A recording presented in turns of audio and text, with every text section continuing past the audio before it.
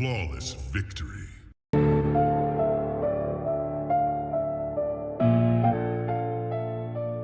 We in the dojo, ain't no days off.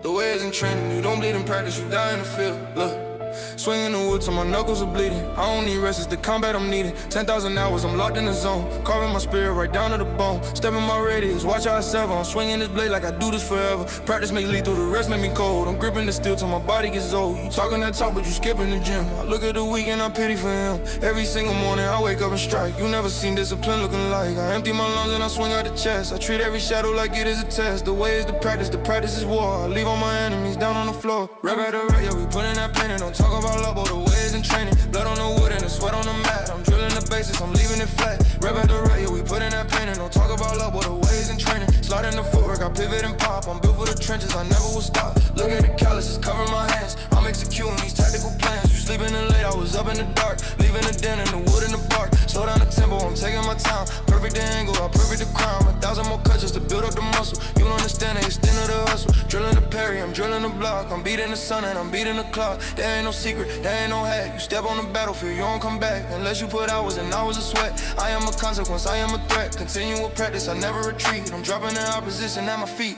Rep out the rep, yeah, we put in that pain and don't talk about love, but the ways in training. Blood on the wood and the sweat on the mat. I'm drilling the bases, I'm leaving it flat. Rep out the rep, yeah, we put in that pain and don't talk about love, but the ways in training. Slide in the footwork, I pivot and pop. I'm built for the trenches, I never will stop. No days off, no excuses. You skip a day, you slip away. Strike 1,000 times before the sun is up. My mind is heavy, but my blade is light. Drill it again. Yeah. Aggressive approach when I step in the ring. I swing with the force that a hurricane bring. Master the form till the form is a ghost. I'm doing the most when you're doing the least. I turn myself into tactical beast. The ways in training, it's in my brain. I'm walking through fire, I'm walking through rain. Ain't no arrival, it's only the grind. I'm leaving the rest of the rookies behind. Grab out the right, yeah, we put in that pain and don't talk about luck, but the ways in training. Blood on the wood and the sweat on the mat. I'm drilling the bases, I'm leaving it flat. Grab out the right, yeah, we put in that pain and don't talk about luck, but the ways in training. Slide in the footwork, I pivot and pop. I'm built for the trenches, I never will stop. Keep swinging, keep drilling. The ways of practice, yeah.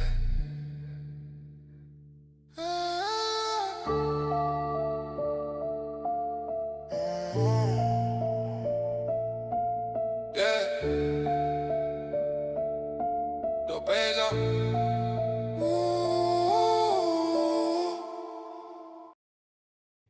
What's up? What's up? What's up? How is everyone doing today? Today is Sunday, April 26th, 2026. Imagine that. 26. How is everyone doing? Hopefully everyone is doing absolutely phenomenal on this beautiful, beautiful day. I am Tickle Trav. We are Engineer to Win. We have an amazing, amazing show lined up for you today. So something that we haven't done yet. We have to, number one priority, give the Patreon members, our tech barbarians, access to the Speak Precisely app, because that is going to be included in the Patreon membership. So we're going to be coding that up today. We also have to do it for the Tech Barbarians coaching portal. So maybe we'll jump into that on Tuesday. But today we're going to start wiring it up together so that Patreon members at techwithtrav.dev, they can actually be able to, once the app is launched, or even in dev mode, they can be able to access it, and they can even be able to start using it, giving feedback. But that's going to be a benefit to the Patreon members over at techwithtrav.dev. So we're going to be implementing that today, testing it on Google, testing it on Apple. If we're able to get everything done, we're going to start to upload and do all the necessary things that we have to do. But that is the goal for today. We have some great break time topics and a great icebreaker as well. We're going to jump into all of that, but just wanted to give you a heads up of all of the fun, all of the festivities for today. But before we jump into that, let's go ahead and let's get the icebreaker out of the way so that we can get our minds right into the tech space, get active. So let's go ahead and do it. Icebreaker coming up.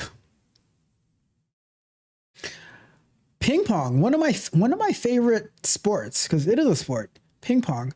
Well, there was a robot that kind of gave people a run for their money. So let's go ahead and pull that one up. Let's go over here. So Sony's AI robot defeats humans. Imagine that. Imagine that. So let's go ahead and pull that up. Where are you? Boom. So let's take a quick look at this to see what actually happened and what's going to happen to the future of sports. Are robots going to dominate sports? Well, maybe not in basketball, because we saw that Toyota one. It did not look good at all. But so let's give this a watch.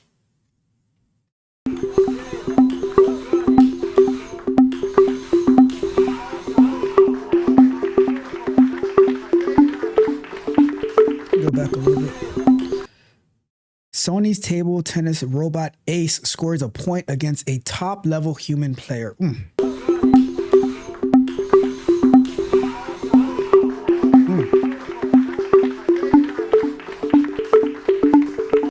Is the robot winning 410?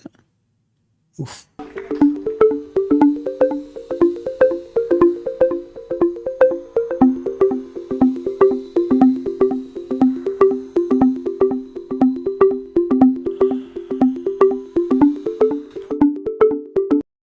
Sony says Ace is the first robot to attain expert level performance in a competitive physical sport.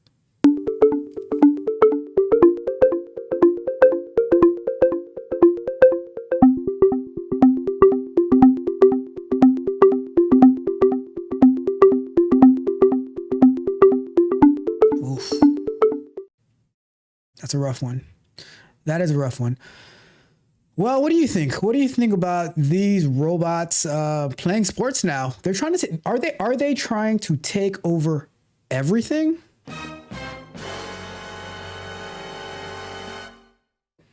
Or does this make the ultimate training partner?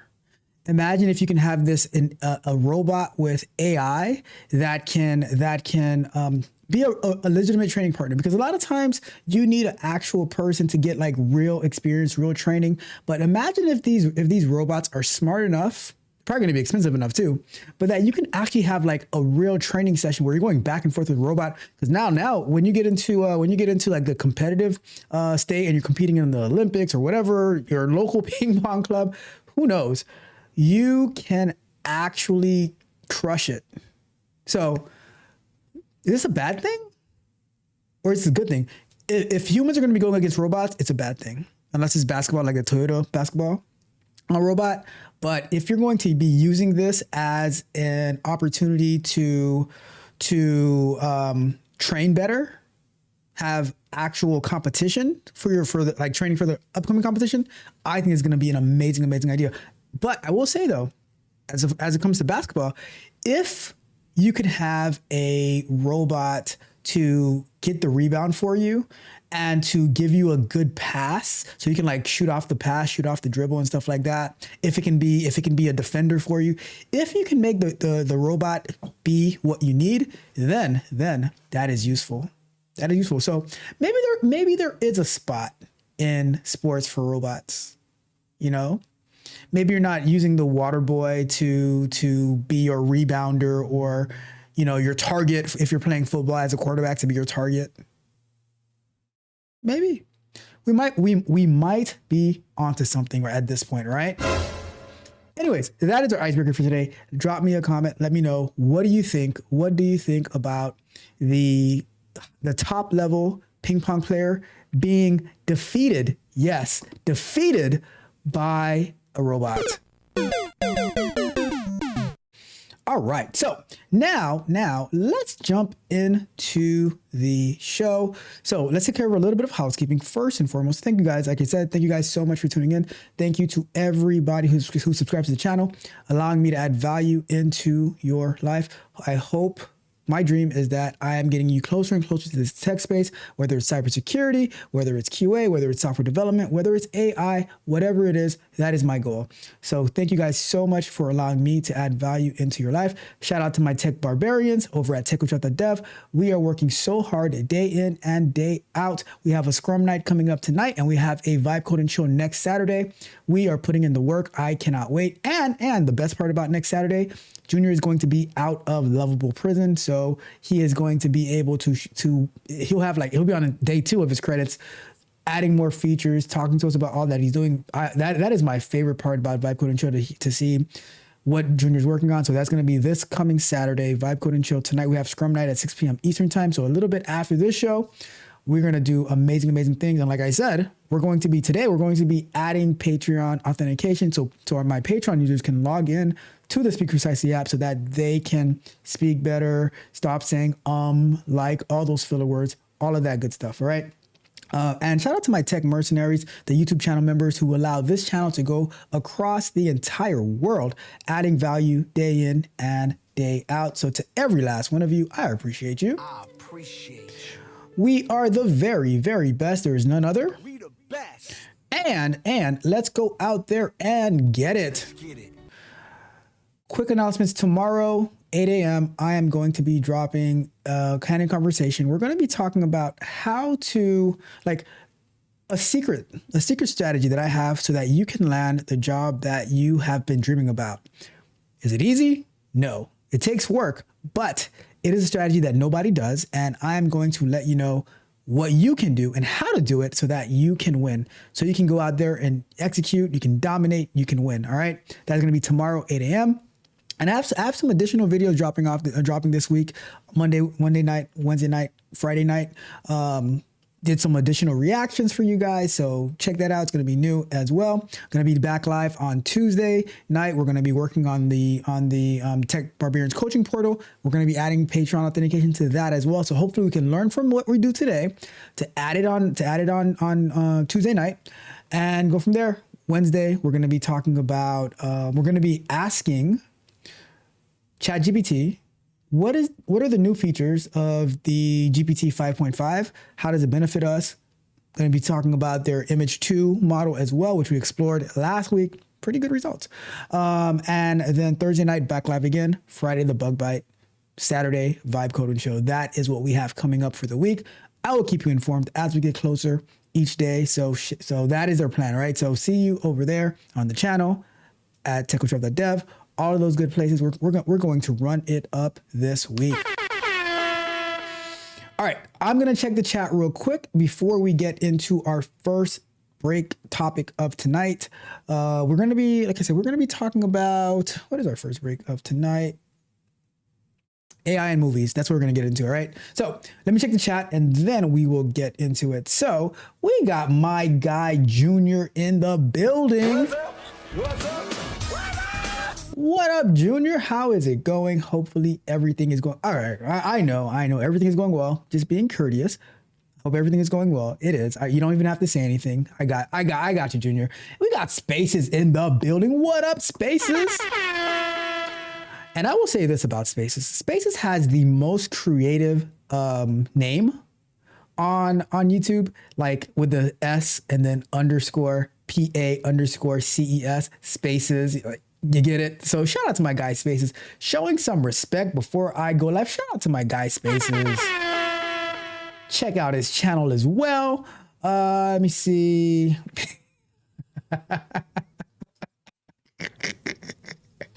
Oh, Junior. You make sense though. Oh, Junior says, if men can be in women's sports, I don't see why not having robots join the mix. Oh, makes sense. Okay. That makes sense. I would say the robot would be the ultimate training partner. It would be, especially if it's that, like, if it can give the one of the top level human players a run for its money. Imagine how much better you're going to be. And you buy it once, you don't have to pay for it over and over and over again. So now you can practice as long as you want. You don't have to pay for a training partner. You can train as much as you want because they have those little ball dispensers where you put like a series of balls in there and then it'll spit it out. But it doesn't. It's only one directional. It's kind of like in tennis where like if you're playing tennis and you have the feeder, or in baseball where you have like that thing that pitches it to you. But this goes back and forth. You can have a real game. It's kind of like when they play chess with the robots. So I'm with it. I think that is a phenomenal idea. All right, let's go ahead and get into our first topic of tonight. So we're gonna go and let's go here. So we have AI is transforming the movie industry apparently.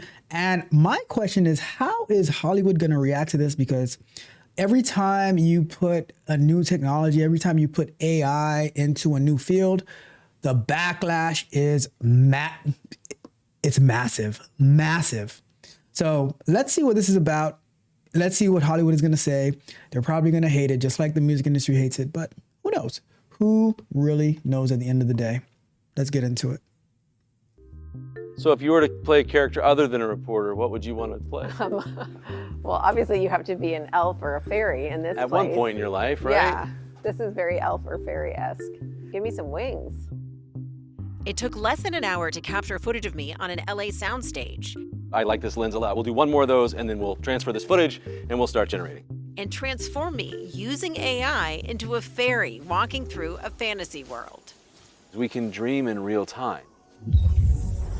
We were on the stage filming a few minutes ago, and we're already saying, what does this actor, what does this character look like in this world? It's like a Willy Wonka chocolate factory of creativity.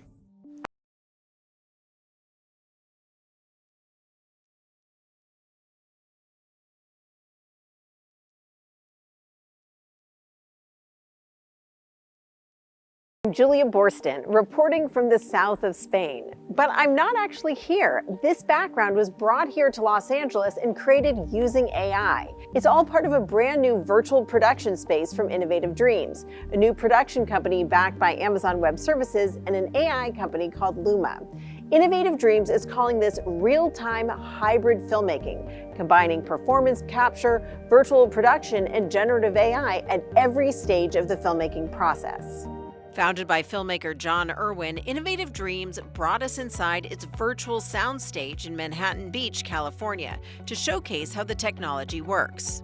It's a company that's pioneering this new method of filmmaking based off generative AI tools. This partnership is really about providing infrastructure for people who are not afraid to bet on the future of storytelling.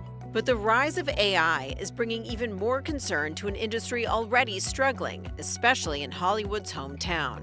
LA County has lost over 40,000 industry jobs since 2022, with production activity reaching its lowest levels since 1995. This industry has been battered by one shock after another. Constriction, consolidation, cost cutting, cuts in content spending. Everything is down by 25 to 35% compared to pre-COVID. But Irwin believes the strategy of Innovative Dreams could help make shooting in LA viable again. So much of our industry has become unsustainable. There is just an alarming lack of green lights, especially. So I'm gonna ask a question, right? I'm gonna ask a question. I don't think it's AI who caused this to happen to Hollywood, but do you really care? Do you really care that Hollywood is struggling? Do you really care that these movie stars are struggling?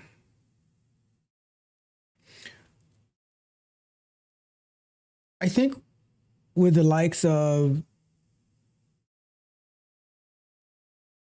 Netflix and like you're just able to do more now. So I'm curious. In America, I think that this is a method that allows us to film here again.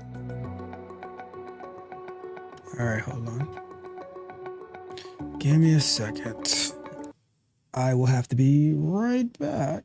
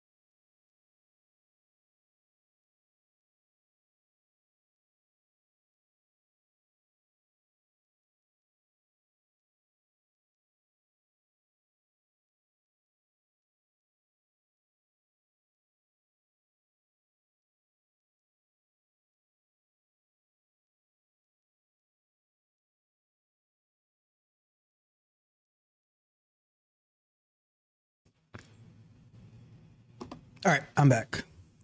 Trying to break in. There was a breaking and entering trying to happen into the studio, so had to go take care of that. Anyways, let's keep going.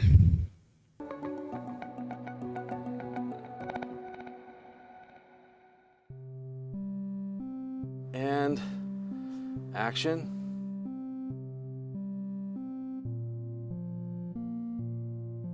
Very cool. Cut. The stakes are high for Hollywood. Studios need a comeback as the box office still hasn't returned to pre-pandemic levels. There's more pressure than ever for studios to create more impressive content with lower costs. That's where tools like this come into play. The method that we're experimenting with here that we call the hybrid is combining two things, which is performance capture, that's the way Avatar's made, and the other is virtual production, which is how Mandalorian was made, which shot on this stage, where you're using an LED wall to generate backgrounds and you're filming in front of those backgrounds. What we've found is we can combine those two methods and use GAI tools to accelerate it all.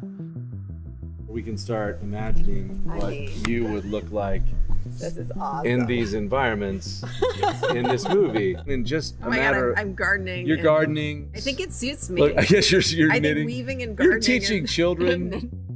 This is a tool from Luma. It's their Luma Agents feature. I can have my style guide, I can have my script, I can have my character breakdowns. This is for the old stories, Moses. Then what we do is, as we kind of visually design and explore the world, is then we take the footage that we, that we filmed, and then we're going to start mapping that performance capture to these digital assets. So this represents the process of really cool. using the practical principle of photography and then augmenting it with AI. This process is allowing us to fuse the filmmaking process into a digital world rather than just prompting it. This would have just taken months, weeks at least. In a traditional process, we're able to do it, again, in the same hour that we shot it. You could literally come onto a stage in the morning, create a world, film in that world, get all your footage together and edit it all in the same day. That is pretty remarkable. And what one side is going to say is that, oh, it's going to be removing all of these jobs of all these different people who, because this is not the actor who's losing the job in this, because it's not AI generating the actor or the actress. But whoever would be doing these special effects and stuff, they're going to say, oh, it's going to be taking away jobs from this person, that person. Or if that person is a master in their field, they're going to be able to use these tools to go so much faster, to generate so much faster. What the guy just said, this would take months to do. They're able to do this now, and they're able to do this now within the same day. Within the same hour of shooting. Like this is crazy, and it looks good. It looks realistic. Innovative Dreams was born out of Irwin's production studio, Wonder Project, which focuses on faith-based content and has its own streaming platform that's available exclusively through Amazon Prime Video. Its flagship show, House of David, used a significant amount of AI to produce and enhance many of its scenes. House of David served as a case. I didn't know that. I did not know that a lot of AI was used in House of David, because I've never watched House of David. But the fact that a lot of AI was used to produce some of these, that's pretty cool. Ready for this type of filmmaking. Now, Irwin is going all in on AI and virtual production to create films and shows with massive scale without ever leaving a soundstage. House of David, we used it as pre-visualization in season 1. Then we innovated on virtual production and our whole visual effects pipeline in season 2. Then we brought it into production in the film I directed, Washington, just after, to actually do live visual effects, what we call digital principle photography. And then doing those three things we just saw on the horizon, there's a whole new way to work. The first project using this new workflow shot entirely on a. So while people might be hearing, oh, job loss here, job loss there, you know what I heard? I heard, knowing Junior, I heard new types of photography, new types of video recording, video production based on innovation. So who's going to lose jobs? The people who are going to say, oh no, this is the only thing I'm going to do. I'm going to only go into a dark room or whatever. Is that what they used to call them for like when you had the print photography? Or you know what? Let me start learning about what did he call it again? Digital principle photography. let me start learning about digital principal photography, right? What is it? Digital principal photography.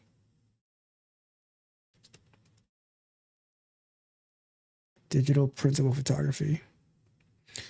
Digital principal photography is the primary production phase of filming where the bulk of the film is shot, featuring main actors and scripted scenes. It is the most expensive collaborative stage, falling between pre-production and post-production. Digital photography allows immediate reviewing of daily, ensures quality.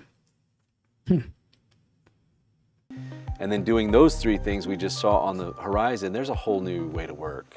The first project using this new workflow, shot entirely on a virtual stage, is a show called The Old Stories Moses, starring Ben Kingsley. The three-part series is set to debut this spring in partnership with Amazon. By combining real actors with an LED wall backdrop, plus motion capture and a variety of AI tools such as Luma, Google's Nano Banana, and ByteDance's Seedream, Innovative Dreams was able to significantly cut down both on costs and on time. You shot Moses in a week. How long would it have taken you? A week? A week? That is wild. To get to over 40 locations and to shoot that kind of miniseries without these AI tools?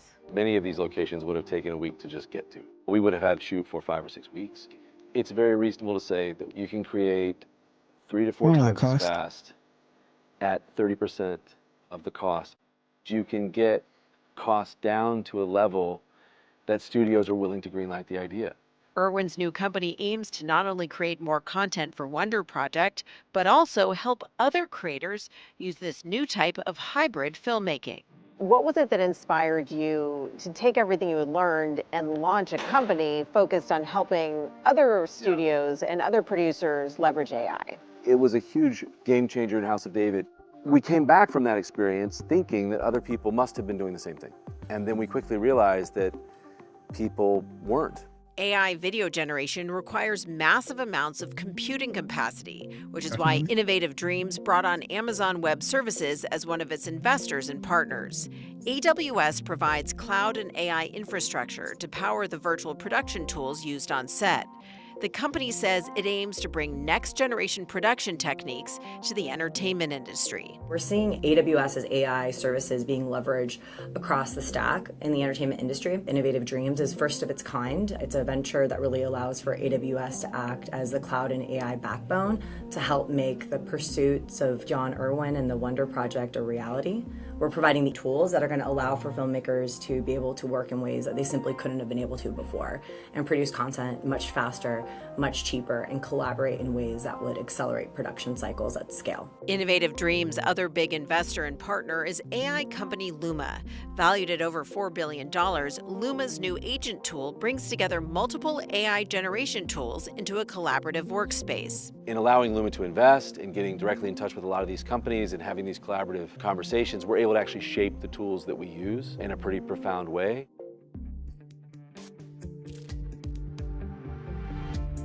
Innovative Dreams says its goal is to bring more productions back here to Los Angeles. By combining artificial intelligence along with this virtual set, filmmakers can expand the scope of their projects, all while speeding up the production lifecycle. I think this is necessary to bring jobs back to LA. We lead the world in this industry, so we have to bring the world here. Hollywood has been battling numerous headwinds. The pandemic brought production to a halt in 2020. The dual actor and writers' strikes in 2023 dragged on for months, the longest actors' strike in Hollywood history. Now many creatives have been out of work in the years since, as the number of productions in LA has plummeted. In Los Angeles, Did it to themselves. what production there is has often fled to other locations like Atlanta, the United Kingdom, Eastern Europe, because of what are referred to as tax incentives, but really are just subsidies, direct payments to studios and producers to offset the cost of producing content. The introduction of artificial intelligence and the fear of how it might replace jobs has only added to those problems. AI is highly controversial in Hollywood. Studios are juggling needing to cut costs while also preserving jobs and the human touch. It's one of the key sticking points between the Writers and Actors Guilds and the studios, which are currently in the process of striking new union deals. Both sides are hoping to avoid another strike like the one 3 years ago, which shut down productions for over 100 days. The Writers Guild has approved a deal which members are set to vote on later this month. If you're a background actor or a voice actor, you have reason to feel very threatened by AI. If you're a principal player, perhaps less so. And if you're a director, it's all just another tool and more efficiency. Like with other industries, entry-level jobs are the most at risk of being automated with AI. What do you do with an apprentice-centered model when AI displaces the apprentices? Despite the wide-ranging concerns across Hollywood over the potential acceleration of job losses, Irwin says he's confident these tools will lead to the creation of new jobs. How do you think about how speeding up production could negatively impact jobs? Wonder Project, our independent studio, we put over 1,000 crew members to work all over the world last year. We were able to create those jobs because we challenged the status quo of what production should cost and how quickly those things could be made. 600 people worked on House of David. If you can create that and do it quicker, in aggregate, I think you're going to create more jobs. So I feel this tool set is actually going to be an antidote to job loss, not the cause of it. I think that AI... I think something that I noticed as well is that I agree with what the guy just said. This also creates a whole new range of jobs as well. And what we miss, someone had to get the idea of putting these different AI tools together to be able to create like that screen that he's using, the AWS infrastructure to be able to process it, whatever they're doing on Luma to do it. Like there's so many different parts of it that goes into it. And you got to adjust and you got to adapt. Will eventually, if not already, serve as a cost-saving measure. But whether it'll bring production back to Los Angeles is a different question, because you'll be able to save those costs whether you're shooting in LA or Atlanta or the United Kingdom or Eastern Europe. But Irwin... And I personally couldn't care less about Los Angeles, and if movie production goes to Los Angeles or not, it doesn't. I don't care one way or the other. Like you have, because you go to California, you go to Los Angeles, you have to deal with like whatever the taxes and stuff like that. And now, as we see from what they're showing here, they just have it's a big warehouse. So you can pretty much put that setup wherever you want. You can put it in Atlanta, like they mentioned. You can put it in Seattle. You can put it in the middle of Oklahoma. It won't matter as long as you have the space. You got people come over there, cheaper. You have options. Irwin acknowledges those who don't embrace AI risk being left behind. What we found is the best AI artists are actually people that have been retrained from the industry. So editors, cinematographers, first ADs, 100% right. directors, costume designers. They have spent decades understanding the language of film, the art of it, and they more quickly translate. And I think those that adapt and evolve and learn are going to have a lot of work. This is what I say all the time, though. I say this taking all the all time. of these methods of filmmaking that happen in sequences separated by weeks or months, and you're putting them together into the same day, into the same space. But it's just creatively intuitive. And so that's why we think this is the future. That's wild. What do you think? What do you think? Do you think that this is going to, quote unquote, displace actors, voice people, whatever other things are associated with Hollywood? Or because production is going to be so much faster, people can start pushing more things out, better quality, the experts in the level. And I always say, like, the more that you're an expert, the more that you embrace AI, the better quality, because what matters is the prompt that you put in. The prompt that you put in determines the outcome of the AI. So if you put crap in, you're gonna get crap out. It's not magic. It's not magic. So now you have these people using this to create movies and stuff. I think that the possibilities are endless with tools like this. So I'm looking forward to it. And something like, it also gives people opportunity. People who don't, like, they have a great film idea, but they don't have the budget for like the millions of dollars to produce a film. Maybe they can raise the money to use a little bit of AI or a lot of AI into their production, but they have like, it's just so much more affordable. AI can make movie production a lot more affordable as well. So I'm with it. I'm excited about it. I'm looking forward. Let me know what you think though. Do you think this is a bad thing? Do you think it's a good thing? Drop me a comment. Let me know. Like, share, subscribe. Hit the notification bell so you know every time we go live and drop new content. As well, go to techcoachruff.dev. Sign up today. Let's keep the conversation going. Join us for Vibe Code and Chill. Join us for our Scrum Nights. Get access to Tech Barbarians coaching portal. Get access to Resume Flow. Get access to the Speak Precisely app over at techcoachralph.dev. All right. Let's go ahead and let me check the chat real quick. Then we're going to get into a little bit of work. Let me see.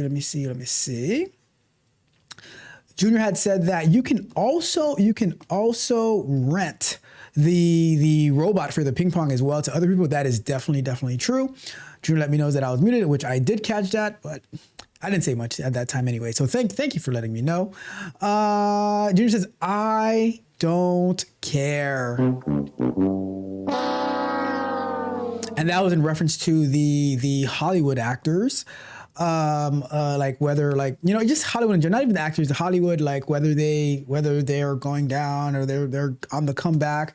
Like, because I'm like, every like, if you had to go around and think and care about every single displacement that happened, then you would drive yourself crazy.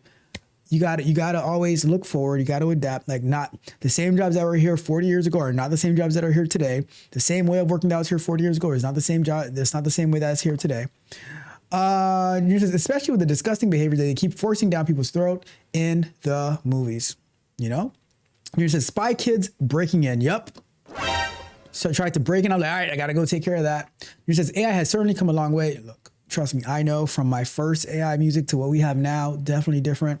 From the first AI videos to what we have now, definitely different. From the first images. And the thing is, you can still go back to those models and try them out to see the difference in result that you get. Says every time there is innovation, people lose jobs. That's a fact. It's just common sense. But people hate that though. We're not here to be charity. We're consumers looking for the best product. Should we kill innovation so people can have charity jobs? Well, depends if you're part of the union or not. Do you remember when they're going to have the dock strike a few, like, was it in 2024? They were talking about the dock strike, and then they delayed the negotiations to like January of 2025. Well, one of the sticking points was we do not want robotics or AI in like working on the docks, right? So for something that can potentially make it safer, they're like, no, we don't want it. So we'd rather die and make a little bit more money than have the necessary tools to make our lives easier. So sometimes people, they think they're doing what's in their best interest when it's really not. Yeah, a dark room, the light would ruin the image when you're dealing with the image, with images to print them. That was when I was referencing to the photography stuff. Says the turnaround will be amazing if they keep pushing. Like, things that would take months to do, we're doing it in like days now. It's wild. It's wild. And he says, I'm looking into building my own cloud storage. It's like I don't even know who this guy is anymore. I don't even know who a few months ago, I don't like tech. Now I'm looking to building my own cloud storage. I don't know what's going on. Bruh. Who are you? What have you done to my friend Junior? Where is Junior? Where is Junior? What have you done to my friend? All right. All right, let's go ahead and jump into our first working segment of tonight, or this afternoon, I should say. Let's go over to here. And we want to add Patreon authentication to the speech coaching app. Let me see how I'm going to do this. We're going to go to, let's start off with the app, right? It's time to do. And let's go over here. So I'm going to start up the app. And I am going to say on the Pixel, it's just easier to start off with the Android, but it's going to be the same way for the iOS anyways. And we're going to, if we're not logged out, we're going to make sure we log out, and I'm going to show you what I want to do.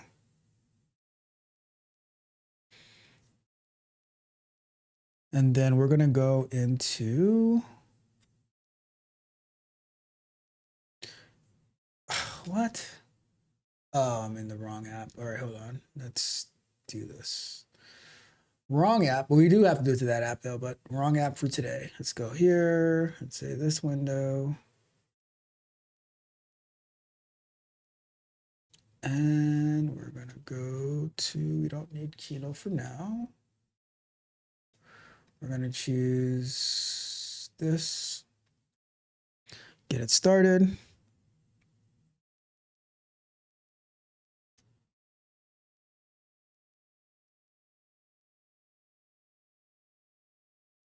Ooh.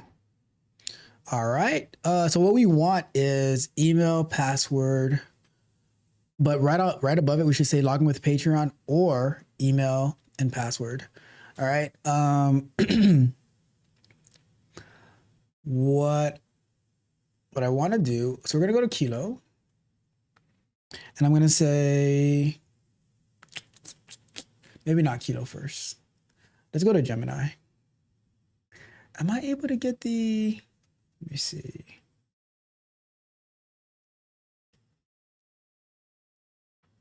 Okay. Can I get import code?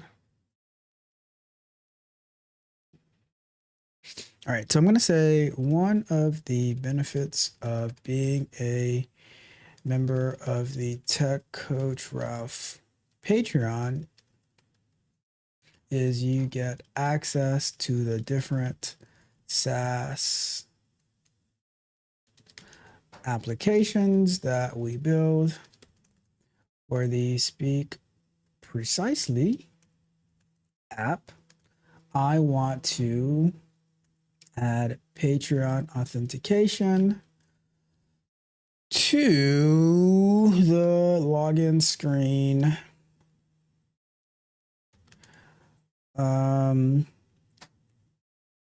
Users, let me make sure, let me push up the latest code as well over here. Let's push up the latest code if we haven't done so already.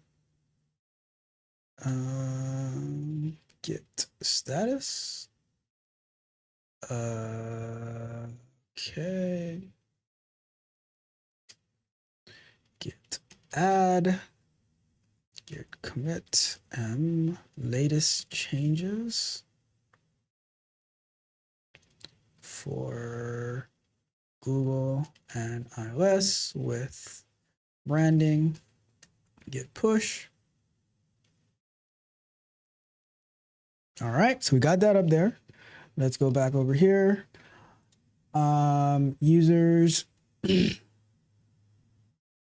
who are Patreon members should automatically be given the, is it the presenter or the speaker plan? The lower plan with 120 mins. We need to make sure that their user is seen as having an active account as long as their Patreon account is active. I have the Patreon documentation.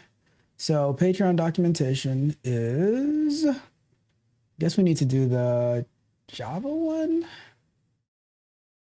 And I could, well, let me see. I could say API v2 OAuth. So this is the Patreon documentation for authenticating with Patreon. I have that on Resume Flow. I have that on the web version of the Tech Barbarians coaching portal. We're going to need to get it over here for the, we're going to need to get it over here for the Speak Precisely app, but it has to be done through a mobile app. Let me see. I don't know API libraries, Python. It's not Python. Third-party libraries, it's not that. Client and API keys, Auth. Validating receipt. I wish it was like the other side so I could just copy it. Let's say resource endpoint.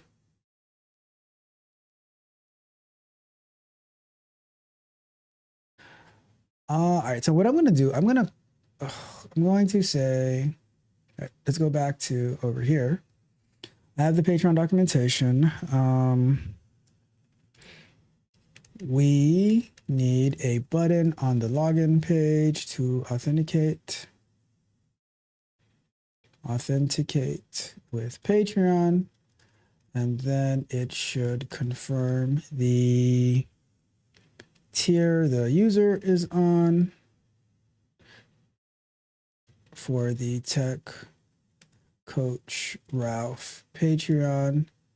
And if they are at a particular tier, then they should have access to the full app. Can you write me a prompt to put into Kilo code to implement this? All right, so that's our prompt. Hopefully the for some reason this repo keeps on doing that. Let me say pro. I don't know why.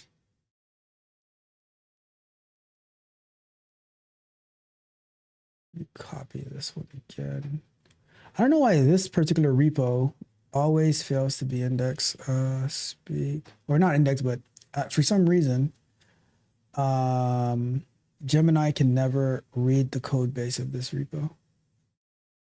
Try one more time. If that doesn't work, I'm just gonna put it straight into Kilo. Because Kilo already has access. You see, yeah, Kilo already has access to the code. So I am going to say, take that. I'm just gonna copy this, and then as Kilo prompts me for the,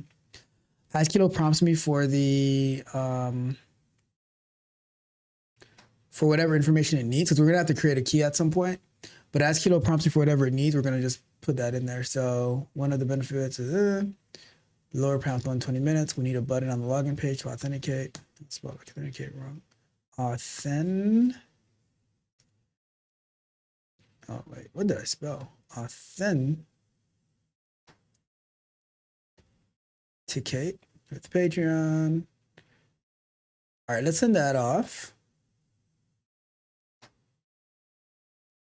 And then we'll have to, at some point, go back to Patreon to enter in to create our keys and stuff like that.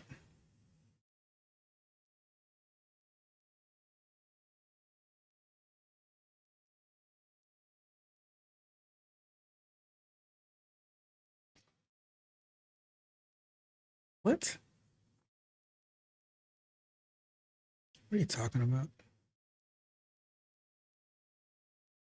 Do I have any new model? All right, you know what? Before we even go any further, let me check if there's any updates to Kilo. Because sometimes it be tripping like that. Plugins. Yep, update. Oh, it's a big update too. Let's update that. Let me update this too. Get everything up to date.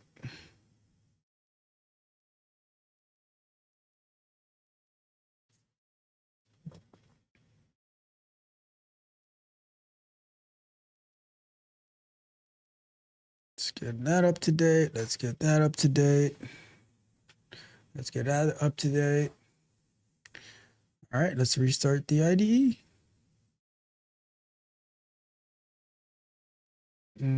Terminate.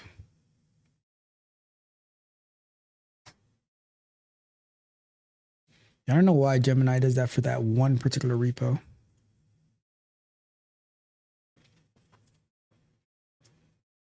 All right, wait for Android Studio to start back up. There he goes. All right. Get this one started again. All right, so let's try this again. Copy my request.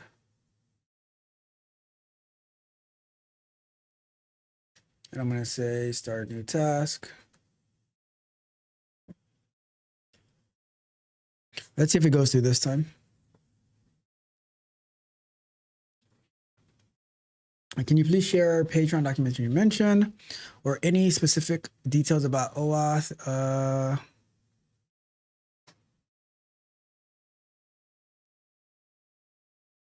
So what I'm going to do, I'm going to go over to Patreon documentation, OAuth, and I'm going to copy. Wait.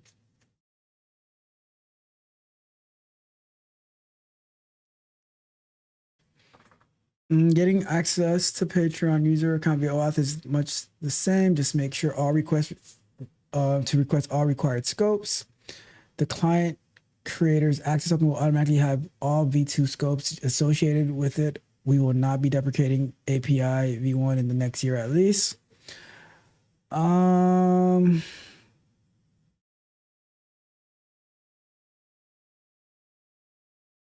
So if we go here, so let's go here, and I'm just gonna copy.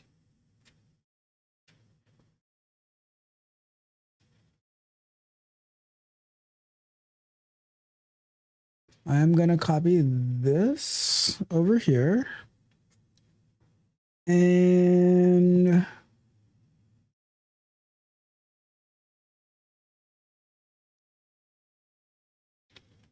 so copy that. And let me copy.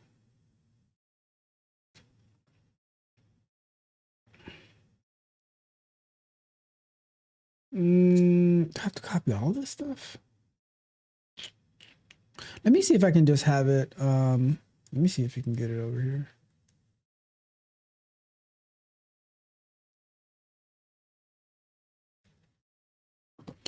I wonder if I could do this. Are you able to get the documentation from this URL? Because if not, I have to like copy a bunch of stuff that I got to figure out, okay, what exactly do you want? To securely exchange the Patreon OAuth code and check the users, we'll need a backend endpoint like Subase edge function to handle the client secret. Do you already have an endpoint set up for this, or do you need to build one? Also, do you have your Patreon ID? I'm gonna say no. We need to create one, and then I can generate the Patreon ID in a little bit. All right, to update the to-do list. Let's see. Added Patreon login button to the login page. Implement Superbase edge functions for Patreon OAuth code exchange. Implement edge functions logic to fetch users Patreon tier.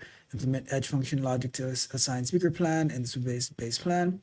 Connect Flutter app to edge function for. All right, so we did it. So now I have planned out the necessary steps and added and updated the to-do list. We will need to add the Patreon login button to the, okay.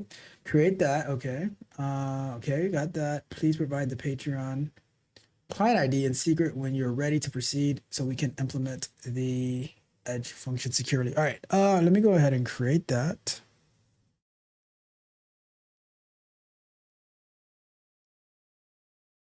So over in Patreon, it'll look like this, and you go over to like create keys. As you can see, I already have resume flow and the Tech Bar Brands coaching portal. I'm going to say create client, and that's going to say speak precisely AI speech coaching app. And I will say that this would be a productivity tool. I guess this could be member benefit. We can go productivity, and we'll say I'll put my company name.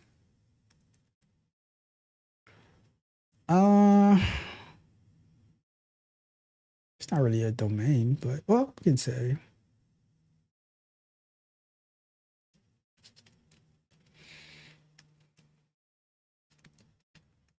Let's go with that.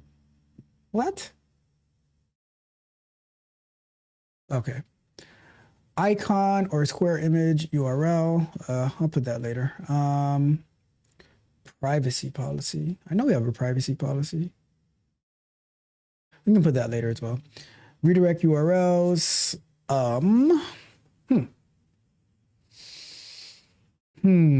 That's a good one because it's a mobile app.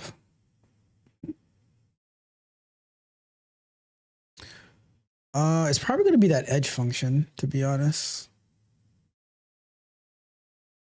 Let's go back over here, and I'm going to say when creating the secret keys, it is asking for a URL, which will probably be the edge function that we don't have yet. What can we build the edge function and then update the client ID afterwards?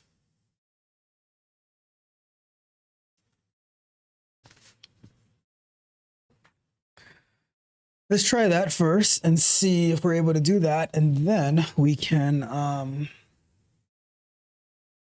go to setting it up on the Patreon end. Well, we need something to send it back to.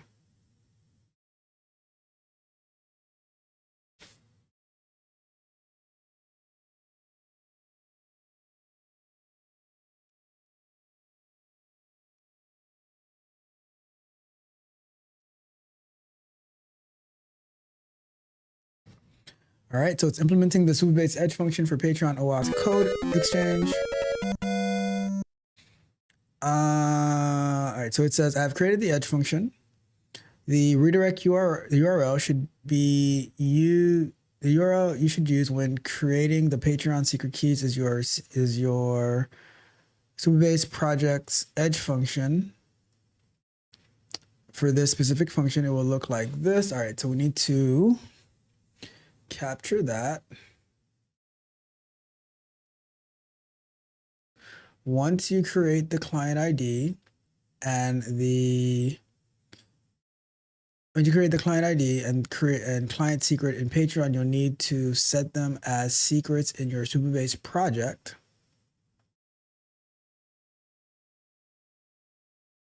All right, cool. So we could do that straight through Patreon. So I'm going to go over, or not Patreon, but straight to Superbase. I'm going to go here. So now we have to get our project reference ID. So Superbase dashboard, TechOtraf, speak precisely, that ID right here. Okay. I think that's everything. So because it's probably gonna show me the key. So I'm just gonna go to the other screen real quick, and I'm gonna say create. Oh no, it doesn't. So you can see probably on the next step, but so you can see it created the Speak Precisely app over here. And so I'm gonna go back over here.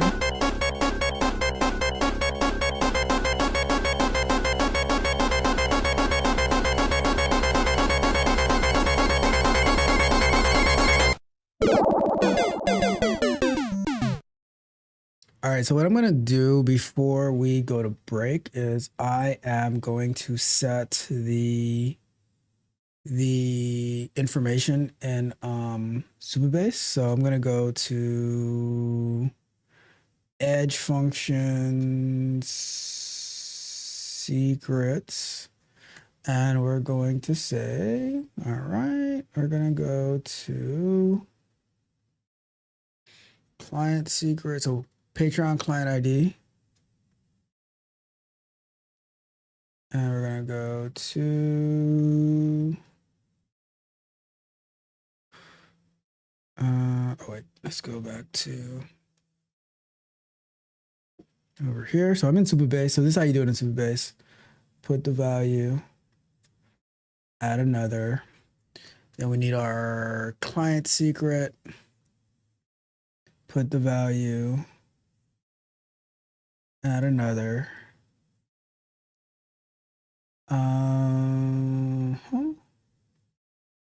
And we do bulk save. And that's it. And now it should show up. There we go. Cool. So that is it for this segment. Let's go ahead and go to break. And let me see what we got going on in the chat. But we're making good progress. The next thing we're going to have to do is to link the campaign ID, which is the name of the Patreon, and the tier, which would be the regular tier that we have. All right. So let's check the chat. We got my guy Magnetar in the building. What up, Magnetar? I wonder if this app name can be put into Hunter. That's a good question. That is a good question. I don't know yet. We'll find out soon enough though. Magnetar with the, hey Magnetar, you asked for this, all right? You asked for this. You told me to get the sonic drowning, and now you have the crazy eyes. You have the crazy eyes. No bueno. All right. Let's go ahead and get into our second break of tonight. Nuclear option. Is nuclear power going to be the solution for AI data centers? Because as you guys know, they take up a ton of energy, and they're trying to find a solution. People are complaining about data centers and all this type of stuff, but we need them. So what do? Let's jump into that one. Let's go to, boom. All right, let's check this one out. This one is going to be featuring our dear friend, MySpirit CEO, Jensen Huang. You know, most agree that the race for AI domination will come down to the race for power. And on that score, the United States is woefully behind, folks. This table behind me is nuts. Now, if you see the proposed power plants are right now just a tiny drop in the bucket compared to our national ambition, right? We want 300 by 2025. The administration actively trying to catch up, and well, listen, they're working with hyperscalers and other companies. They want everyone to sort of play a role, and on that score, we had some pretty great news this morning. Oklo, NVIDIA, Los Alamos National Laboratory all announced a collaboration for advanced fuel validation at Los Alamos in support, of course, of their nuclear-powered AI factories. I want to bring in Daniel Newman, CEO of Futurum Group. And Dan, give us a little bit more nuance about this deal and why Oklo versus some of the other names out there. Yeah, no doubt Oklo has some of the most interesting technology, and the market's been rewarding that, Charles, for some time. And man, I feel like every time we get on, we're talking about this energy constraint. Isn't it every single time we're hitting this because there's so much demand right now? But what we're seeing is you need the next generation models. You've got NVIDIA.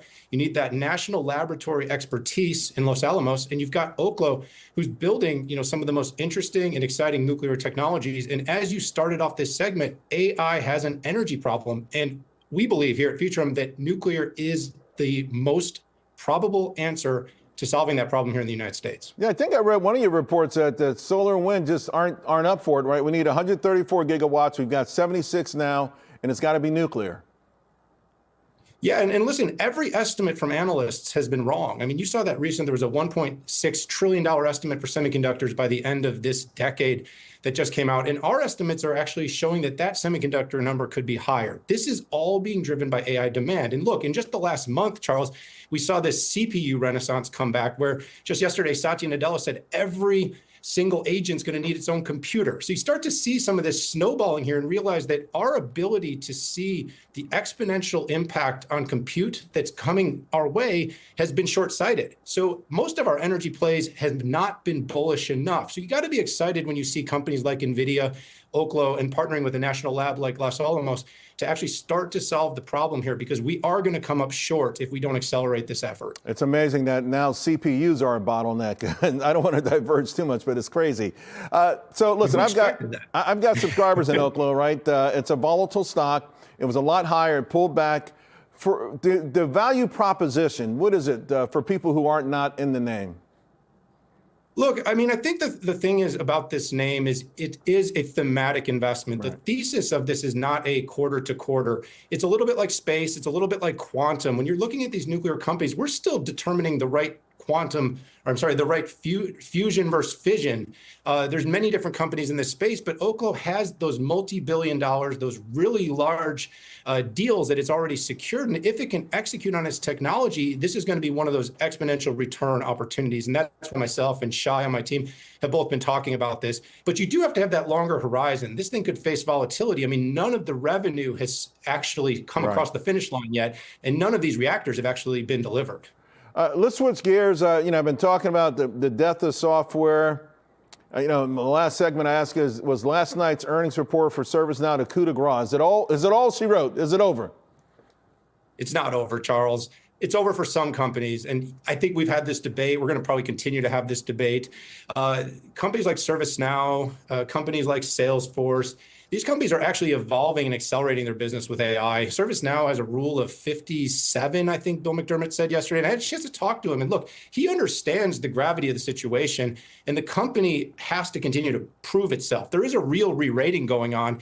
And its ability to win back the confidence of investors when right now they know $1 going into Broadcom or $1 going into Micron is going to more likely provide a better result short term, because there's certainty there. Right. The certainty in the software market doesn't exist right now because people don't understand the new economics of how we're going to charge for tokens driven by agents versus traditional seat-based. And they also see little things like margin compression from ServiceNow and they get nervous. But the truth is about that is ServiceNow made some big investments like its Armis acquisition, which actually gives it a deeper moat by providing more security to its platform. The CIOs I'm talking to, and just in summation here, Charles, the CIOs, we talk to hundreds of them every single quarter. Not one of them that I've spoken to is moving away from the platform. Yeah. But having said that, if you're an investor right now, it doesn't surprise me that sitting out of this one and maybe going into those AI infrastructure names is going to feel more comfortable until we see how this all shakes out. I've had a heck of a year, but my subscribers are now 50% and now, and I'm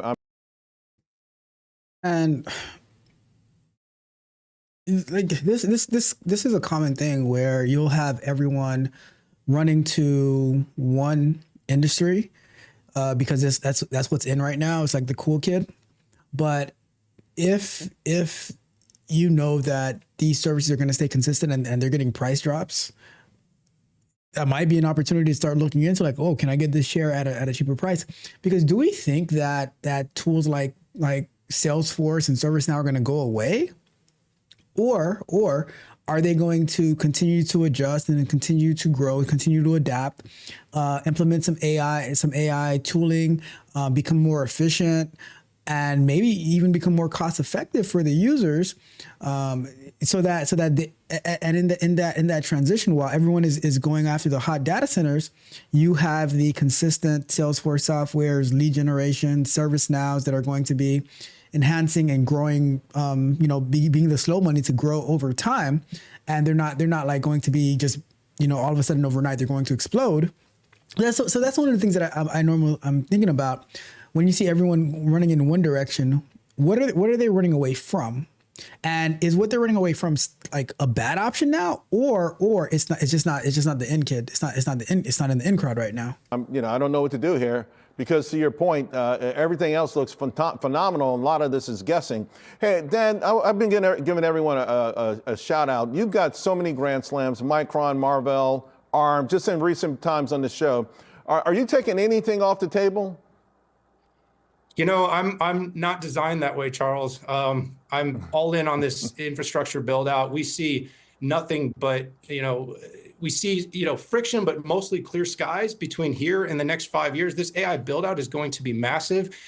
I continue to invest, and every single week, I look at the volatility that goes on, and I just remind myself, and Charles, hopefully your viewers will feel the same way, is nothing has changed. We are constrained on every part of this AI supply chain, and every company that I know is investing big to implement these technologies to drive greater productivity and greater efficiencies. We are in the middle of one of the most exciting multi-decade revolutions that any of us are going to live, and I'm all in. I agree with you. It's just we all kind of fight that short-termism and also the financial media negativism, which pops up from time to time. But to your point, the story gets better and better and better. We're glad. I said on the show at the beginning of the month, I said you were going to have to hold our nose and buy in April, and it turned out pretty darn well. It did, man. Hey, always appreciate your expertise, Dan. Thank you very much. Great to see you. So I do want to look into a little bit of this Oklo thing, because I'm not familiar with the Oklo, but so I asked Gemini, what is Oklo technology and how do they expect to fuel AI power needs? So for those who are like me who don't know, Oklo is an advanced nuclear energy startup backed by OpenAI CEO Sam Altman, who is also fighting with our dear friend Elon Musk. Their core mission is to design, build, and operate next generation small modular reactors, SMRs, to provide clean, reliable, and continuous baseload electricity. Here's a straightforward breakdown of their technology and how they plan to solve the massive energy demands for artificial intelligence. The technology, the Aurora Powerhouse. Oklo's flagship reactor design is called Aurora Powerhouse. It differs significantly from the massive traditional nuclear plants built in the 20th century. Fast fission design. Unlike traditional lightweight water reactors, Oklo utilizes a fast spectrum reactor design, specifically a liquid metal cooled sodium fast reactor. And if you are familiar with these terminologies, Junior, as an electrician, are you aware of this? Does this ring any bells? Does this mean anything to you? Because I know a friend of mine who's an electrician. He used to work at a nuclear power plant down here in South Florida, but this stuff is very foreign to me. So I'm just curious if it means anything to you.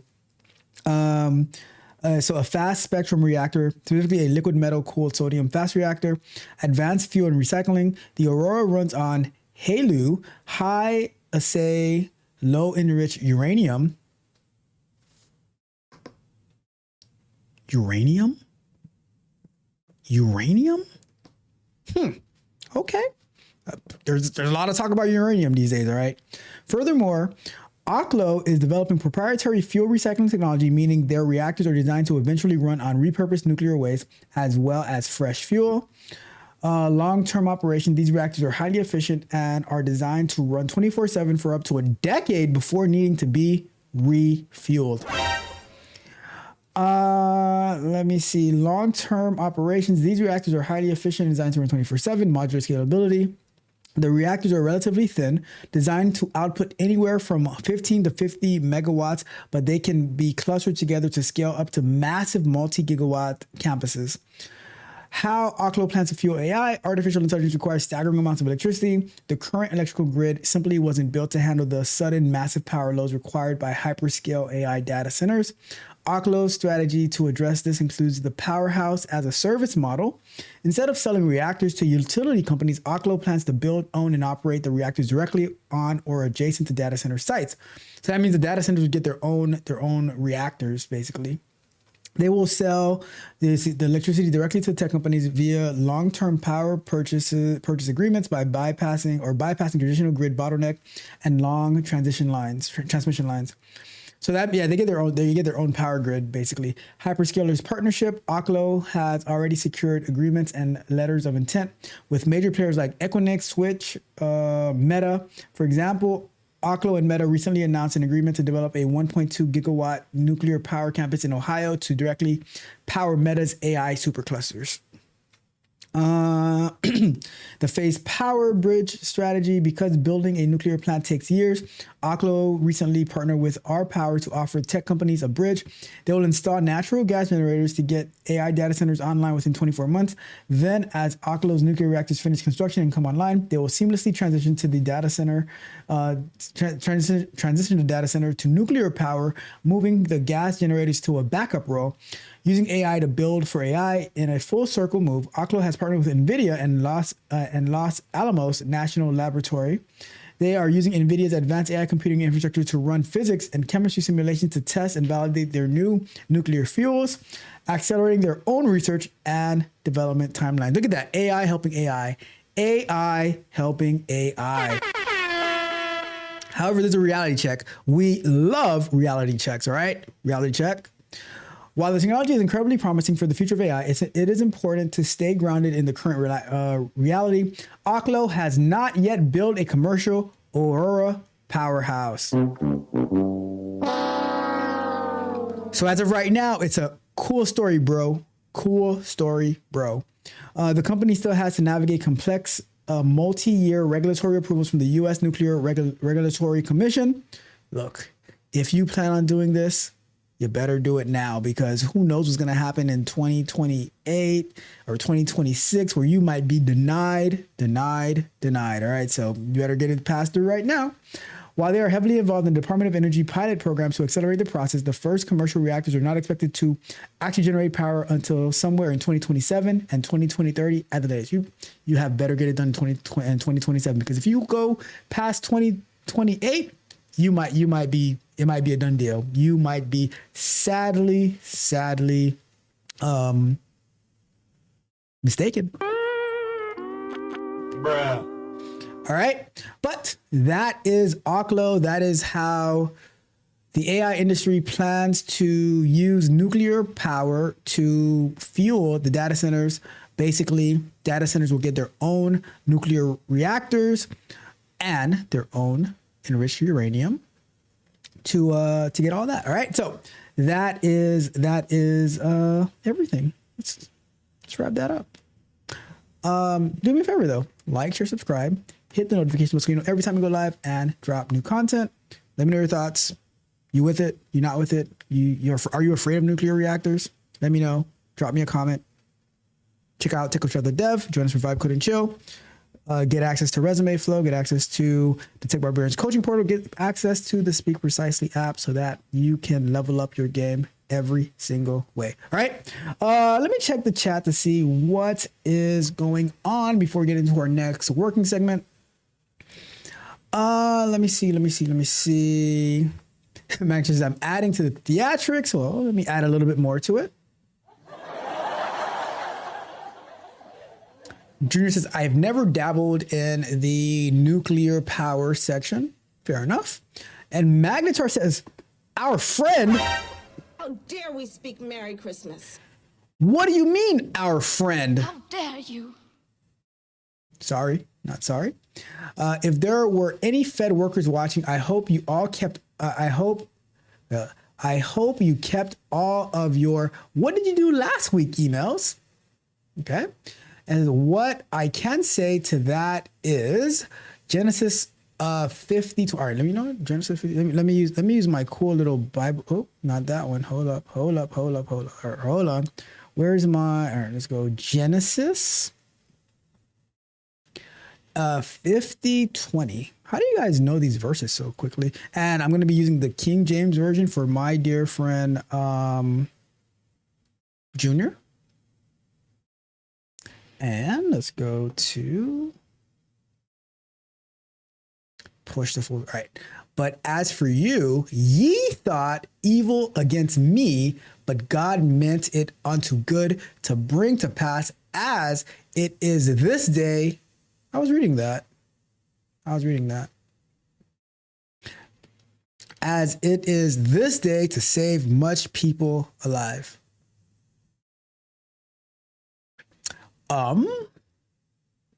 Care to add a little bit of context to that, Magnetar? what did that verse have to do with the price of tea in China? If you don't mind sharing a little bit. Great verse. Great verse, though. I just don't really know the relevance to it. Are you saying that is that in reference to our friend Elon Musk? Is that in reference to the nuclear power? What is that in reference to? I don't know. Shout out to my guy Magneton. Shout out to Elon Musk. We the best. You know what? I think they could really be besties if they would put all their differences aside. They would be besties. But what can I do? I'm just a lowly content creator about tech stuff, right? But I think they could be best friends if they were to put all their differences aside. Just saying. What do you think? Do you think they could be besties, Junior? Do you think it's a possibility that Magnetar and Elon Musk could be besties if they could put their differences aside? That is good. I'm curious to know. Not from Magnetar. I want to know from Junior. I want to know from Junior what he thinks. Magnetar's going to disagree vehemently. That was a nice word, vehemently. But that's why I want to know from Junior what he thinks, all right? Okay, let's go ahead and jump into another working segment for tonight. Let's go to put up another 20. Let's go! Let's go! All right, so we are going to go over to here and we are going to say that. Let me know when, where's my mouse? Let me know when you have these set up and we can move on to updating the login page to open the Patreon OAuth window and listen for the deep link callback. All right, so we're going to say that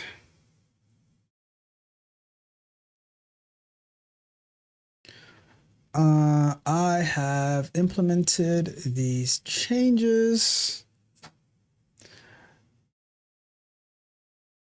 and Patreon now has the redirect URL and Supabase has the secrets set. There, I know at some point you will need the campaign ID and the tiers that should have access to the app. I do want to make the Technical Explorer tier get access to the speaker tier of this app. Tier, let's go Patreon tier. And the Tech Prodigy and Tech Barbarian tier get the presenter tier of this app. All right, so that way the lower tier gets the speaker and the higher tier gets the 4-hour stuff. But they don't get the add-ons though. However, they don't get the add-ons for more time. They would still have to pay for that separately. Let's see how that works out.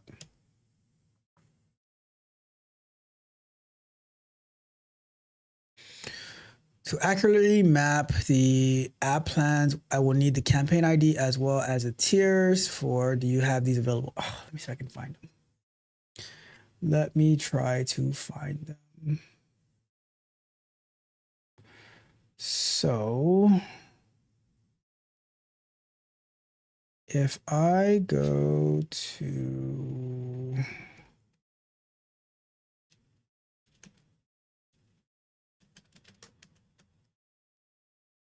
if I go here,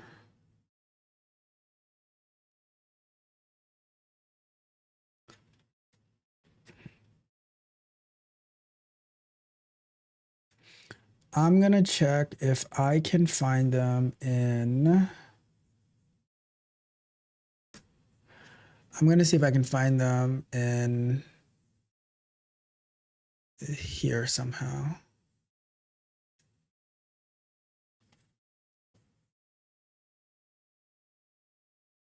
Oops, I meant to do that.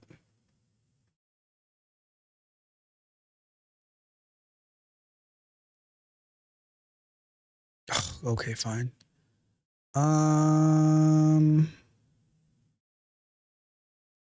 Is this the okay? There goes the campaign ID. Nice campaign ID. So I'm using the dev tools to find it. All right, so let's say campaign ID is here. Now let's see if I can find the tiers. So campaign ID, campaign ID. If I do membership options, let me see. Can I find it in here? Let's see. Collection? No.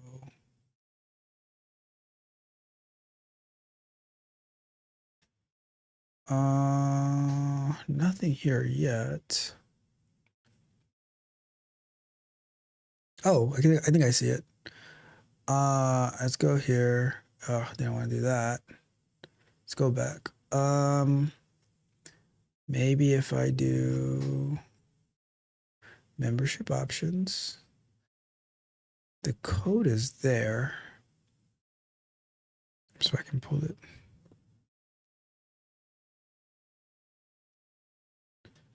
Oh, wait, network. Let's see if I can find that. Let's go with 7.3. Let me see if I do 732 as a filter. 732. Okay, there goes one of them.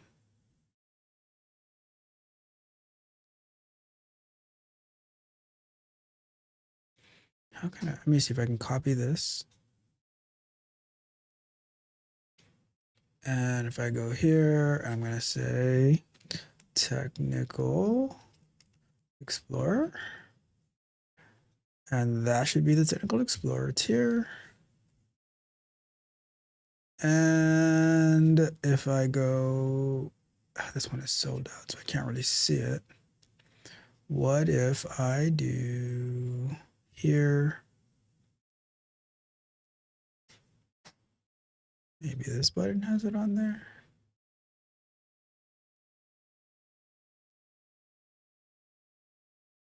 Sold out. All right, let me see if I can find it another way. Go over here.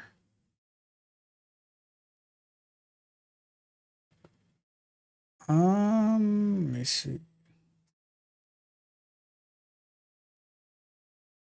Let's go to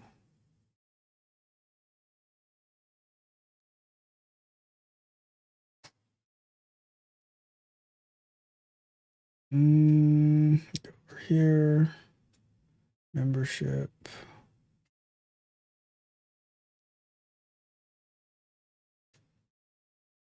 Let's see. Oh, okay, I got it. So this is gonna be the. All right, I don't need this anymore.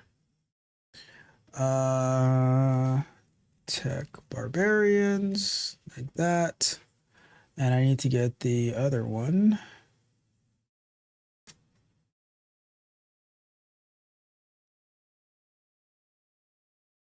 Okay, there we go. Tech Prodigy. Boom, there we go. Here are the campaign IDs. I'll send that off.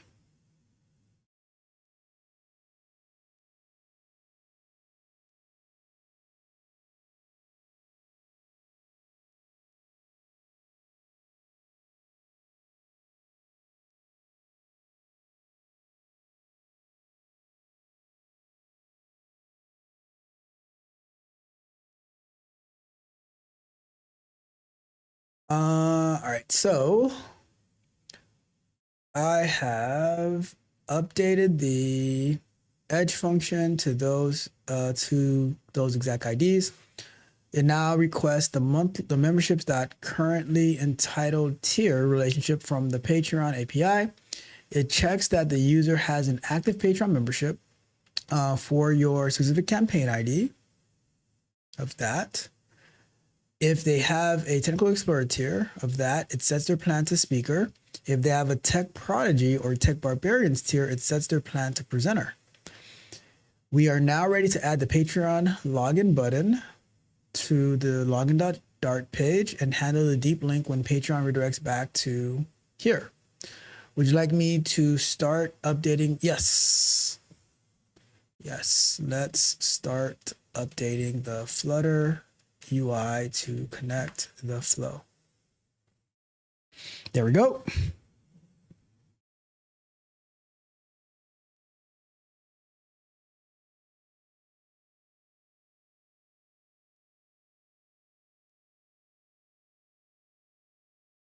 And then when we start the app, we should have the, all right, there we go.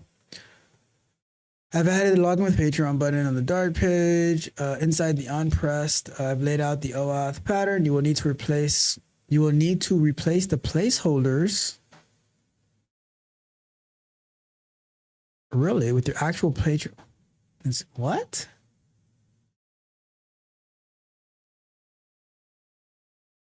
Your Patreon client ID and your project reference in here with your actual Patreon client ID and Superbase project reference. Additionally, to fully wire up the deep linking to the back to the app, you want to add URL launcher to the URL to launch the auth URL and deep linking to handle the redirection back to the app. The basic settings in its place to handle the entire authentication and mapping logic. All right, let me just try to run this to see what happens, because I'm a little confused by what they're asking me to do.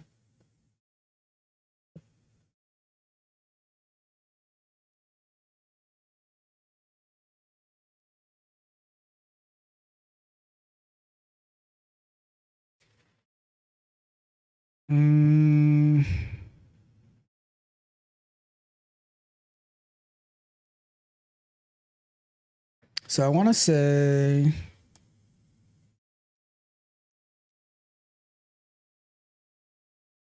for now, can we make the login with Patreon button above the email field right under the name of the app and add the Patreon logo to the button and have a separator like or, and then it shows the email and password fields to log in.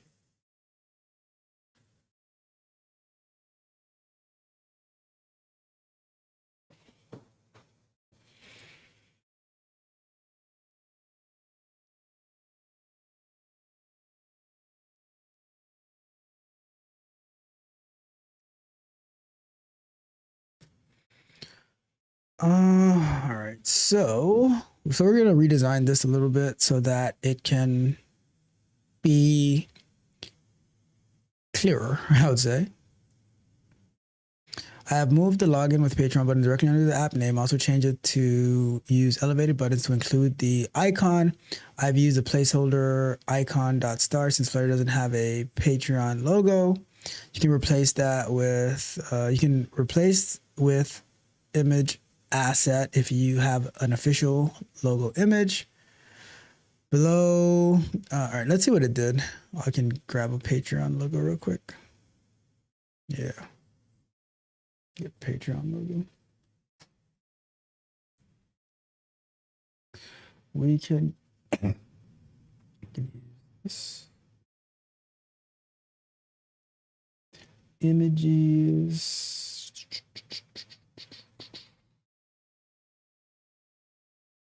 Transparent.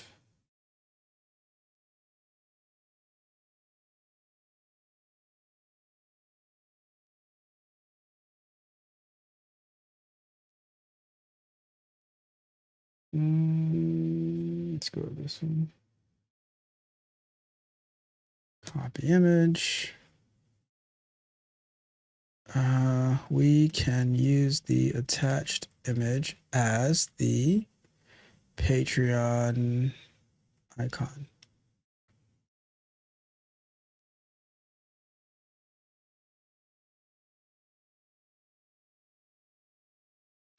Now we still need to go back and figure out what they're talking about with this over here. It's gonna go here. You will need to replace the placeholder, your Patreon client ID, and your project ref with your actual base. All right, let me go and take a look at that. Since I cannot directly download the image you provided, really, save that image you uploaded as patreon.png in the app assets folder.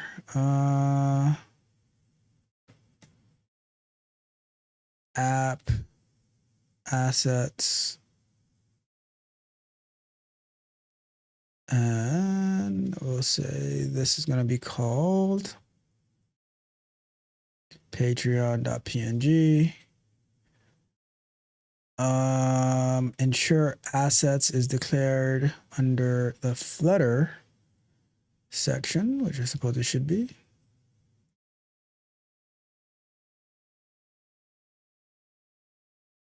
Should be like this, I guess. Pub spec. And we go to Flutter.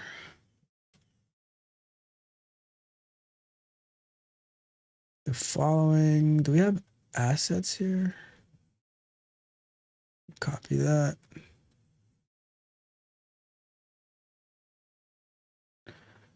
Let's go to, all right, we got assets over here. All right, cool, we're good with that. Let me add another one. Assets, patreon.png. All right. Then what? All right, so now let's run this over. Yeah, looks crappy. Hold up.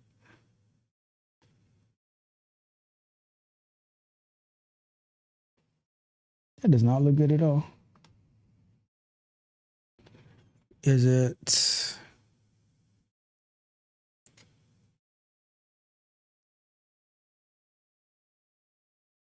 It looks like is it a broken image? Doesn't look good.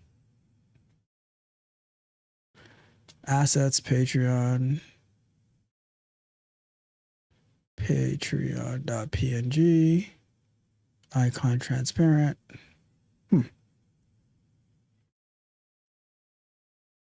All right. Regardless, let's not worry about that.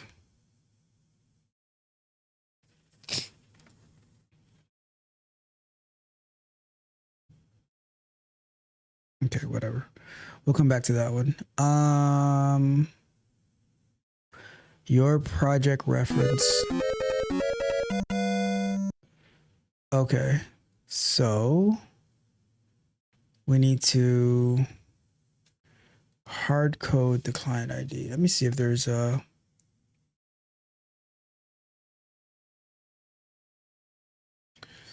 I guess we will hard code the client ID. All right.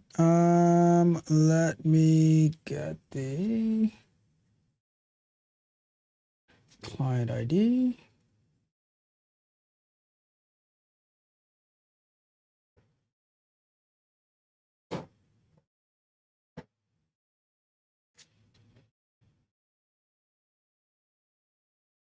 So if we go to login page,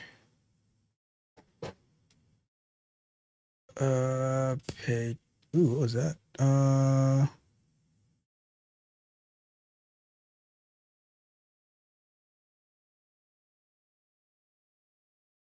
Client ID. What? Hold up. Thought you said I had to go here. Oh, there you go. Client ID. And then the Supabase part. All right, we stopped that. Start again, see what happens.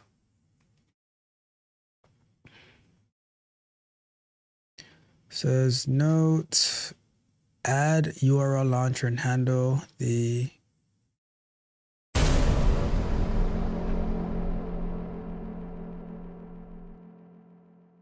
so I guess we need to do this part of it. Lunch break, lunch break. Let's go back to Kilo. I'm just gonna ask this prompt real quick.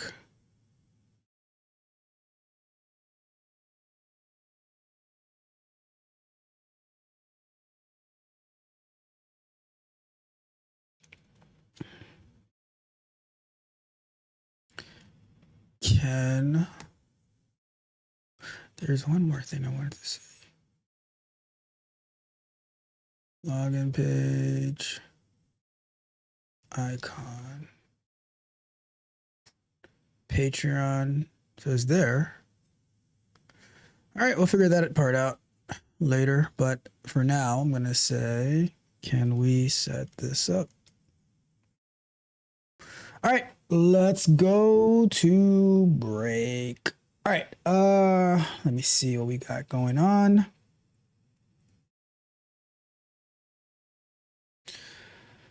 Let's check the chat and then we'll get into our last break topic. Maggie says, I didn't hear anything about tea in China, but it was for your friend Elon, and those emails, I kept mine. I got another 5 for my appraisal this past year, which is the highest rating. Shout out to my guy Magnetar. Shout out to my guy Magnetar getting a 5 for his getting the highest rating. And it says we can get what, friends? You can be friends with Elon? His what did you do last week stuff was him just trying to show out in front of y'all and acting like he's coming down on us. I disagree. I disagree with you wholeheartedly. Why do I disagree? Because it is something that we are accustomed to in work in general. So having to share what you have been working on for the past week, the past 2 weeks, the past month, it's nothing new to us. So I think that the goal was to have the government run more like a business, which I do tend to agree with. And you weed out the good from the bad. Like, all right, Magnetar, let me ask you a question. Magnetar. Do you believe that every single government employee is working to their full potential? Are you putting your standards on every single government employee? That is because I'm going to say there are some great ones, but there's also probably some bad ones out there as well. But I think because you are an exceptional employee, you think everyone else has the same mindset as you. So that is my observation. Let me know if you think I'm wrong. ChatGPT and Gemini were helping break down a few things. Side reading for your ethical hacking video. Shout out to that. Took me a minute, but I ended up tracking down Talon, the plugin to do API calls. The highest rating we can get is what I'm trying to type. Ran out of character. Gotcha. Okay, I got you. But we already do that. That's why we get appraisals in the first place. I hear you. I'm not arguing at all. All right, let's jump into our last break of tonight.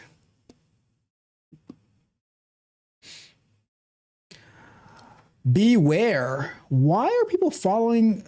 People like easily falling for these romance scams? Yes, romance scams.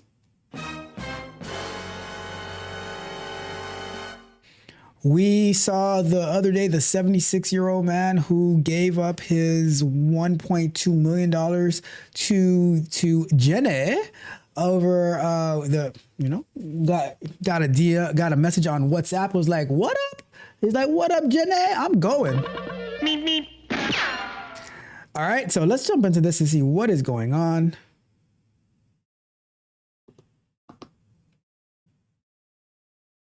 Have you ever messaged someone and felt like you were falling in love for them, then wondered, is this a love trap? Well, it happens, and more than you may realize. Yeah, last year alone, FBI Jacksonville says more than $22 million was lost to romance scams. News4 Jack's I-Team investigator John ICEBREAKER shows us some scammers are so convincing even family members can't convince their loved ones it's not real. This is a real text exchange between a local woman and her mother. This is the last and only time I'm telling you, you are getting scammed again. He is married, to which the mother replied.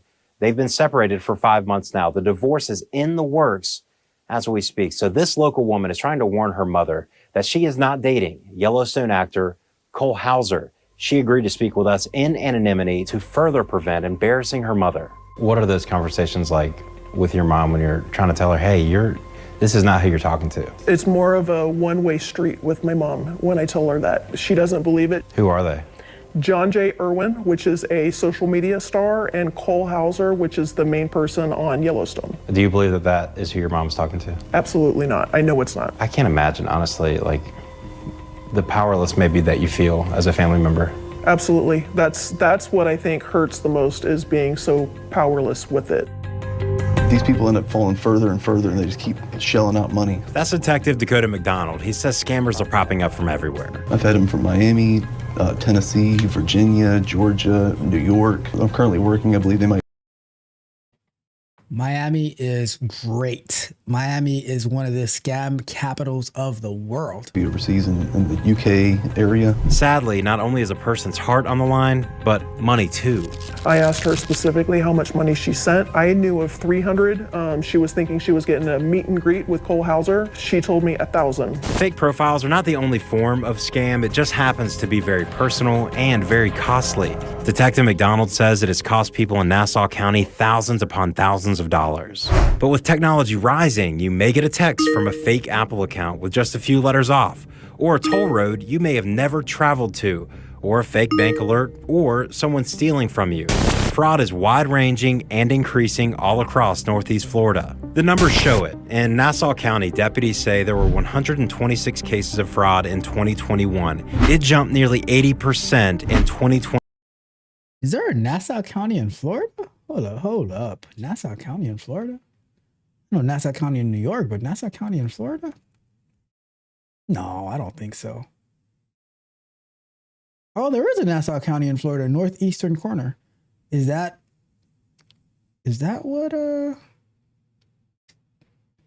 what county is Jacksonville, Florida in? It's in Duval, yeah, it's in Duval.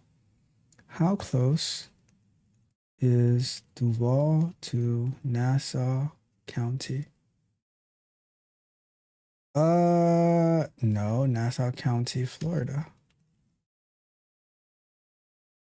About 40 minutes away. Interesting. I had no idea there was a Nassau County in Florida. 25. Already this year, they're working 49 fraud cases. In St. Johns County, they're also seeing a significant increase. In 2021, there were 682 reports of crimes classified as fraud. By the end of last year, there were 1,227. Clay County investigators say they've also seen an increase, but recently the numbers actually trended down. In 2021, 578 fraud cases were reported, and by the end of 2025, they had 650 cases, which was actually down 3 cases from the previous year. In Duval County, the broad search of reported fraud has actually been steadily decreasing since 2021, going from 2,518 to 2,125. How often are you able to arrest someone who's doing a romance scam? I'd say probably 20 to 30% of the time right now. The detective says, just simply pause and verify. Would a celebrity be dating me, and would they be? That is super offensive. What? How dare you? That isn't like, would a celebrity be dating me? Why not? Why not? I tell you. How dare we speak Merry Christmas? Would a celebrity be dating me? Why not? Why would they not be? Would they now that question is another one. Would they be asking for me for money? You guys know my rule. When somebody approaches you in the produce section at a grocery store, just to stir up conversation, something is wrong with that. Something is wrong with that. They want you to join a pyramid scheme. Asking me for money. What would you say to the person behind that fake profile? That they're a how dare you? John Acebus, Channel 4, the local station. How dare you? FBI Jacksonville says in 2025, more than 550 people fell victim to romance scams. Their advice, do your homework, don't share personal details, and never send money. And if you think that relationship might be a scam, then stop communicating and contact authorities immediately.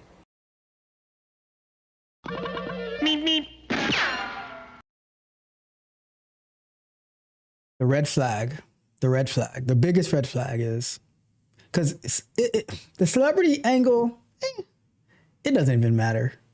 Because now they can build these AI agents to have a full conversation with you on the fly, can have it generate images. Because you could easily you see people getting into relationships with ChatGPT. It happens. So you can build a chatbot to have a conversation and send me my money. People have been getting scammed. People have been getting scammed since the beginning of time. Since the very beginning of time. So, romance scams. Do you guys remember that football player for Notre Dame, where he was like, it came out like around the time of like either the draft or the championship game, where he was catfish or something like that. It was a crazy story. People communicating online, trying to quote unquote find love, and then, send a little bit of money, send a lot of money, wake up, scammed out of $4 million.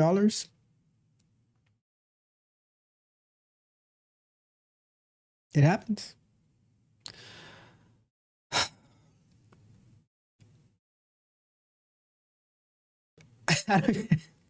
Like, why would the mother of the person that was like blocked out for privacy, why would she believe that she was in a potential relationship with some celebrity?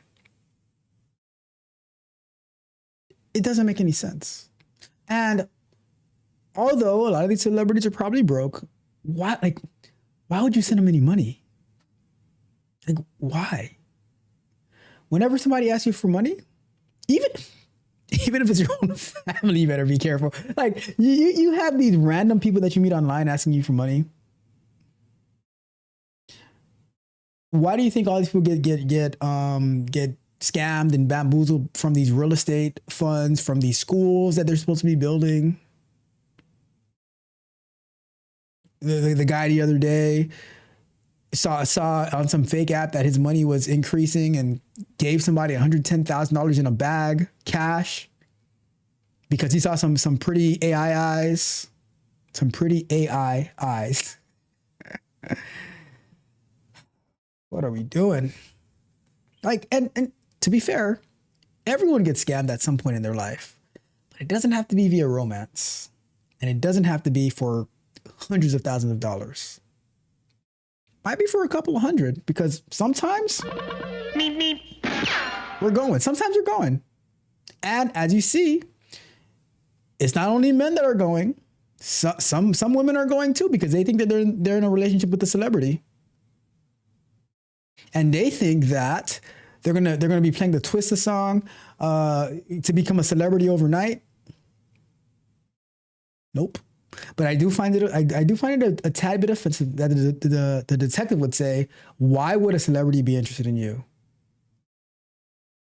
Maybe I have a riveting personality.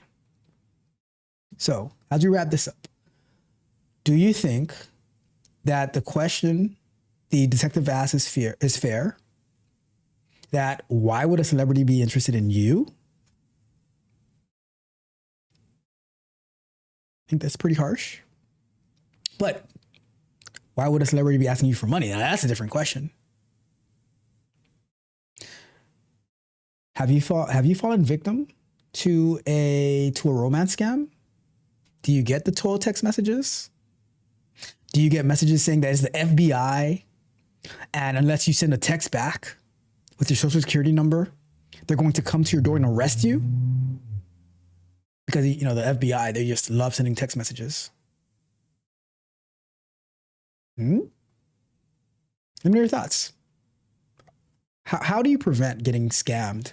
What are your strategies? Drop me a comment. Let me know. Do me a favor. As we wrap up this video, like or subscribe, hit the notification bell so you know every time we go live and drop new content as well. TechCrunch.dev. Sign up today, get access to everything that I work on, get access to our vibe code and chills, get access to our Scrum Nights, get access to the Tech Barbarians coaching portal, get access to Resume Flow, get access to the Speak Precisely app so that you can run it up, so that you can dominate the competition over at techcoachralph.dev. All right. We are going to jump into our last segment, but first let me check the chat and let me see what we got. So Magnetar says, well, again, OPM. What does OPM stand for again? Let me see. What does OPM stand for in government? It is Office of Personal Management. So I guess that's like HR for government. Is that Catwoman? That was not. So the intention was that supposed to be a burglar, an online romance scammer, but did look like Catwoman, to be honest. Junior says, I definitely agree that the government should be ran as a business. Oh my God. How dare you? How dare you say such a thing, Junior? Running the government like a business? Who would think about that? Like, what sense does that make? That we should run the government as a business to make it efficient? But it's government, right? Magnetar says, oh my God.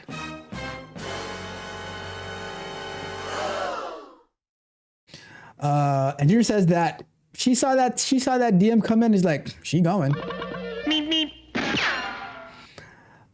Magnus says John Felon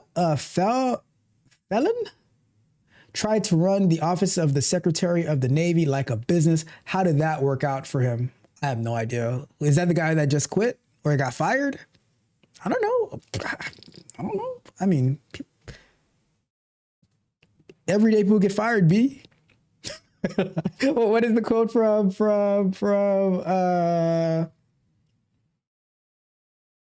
the name of that movie? Paid in Full. People get fired every day, B.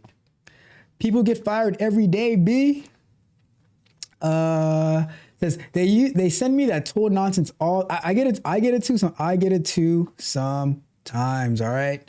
Maggie says I hadn't gotten the total text since mid last year. That's good. That's good. Maybe you have some type of maybe your scam filter is working pretty good. It says inclusivity just went out the window. Did I say something? I have to get the Steve Urkel. Did I do that? Did I say something? Mentor says sad. And Junior says maybe she should threaten her mother with the nursing home and she'll start getting some act right, start behaving better. What? Maybe her mother's already in the maybe Junior, her mother's already in the nursing home and she needs some companionship because her kids don't come to visit her enough. So she's like, well, I got to get the celebrities to be in my life because y'all don't come visit me. Y'all don't put any books on my commissary.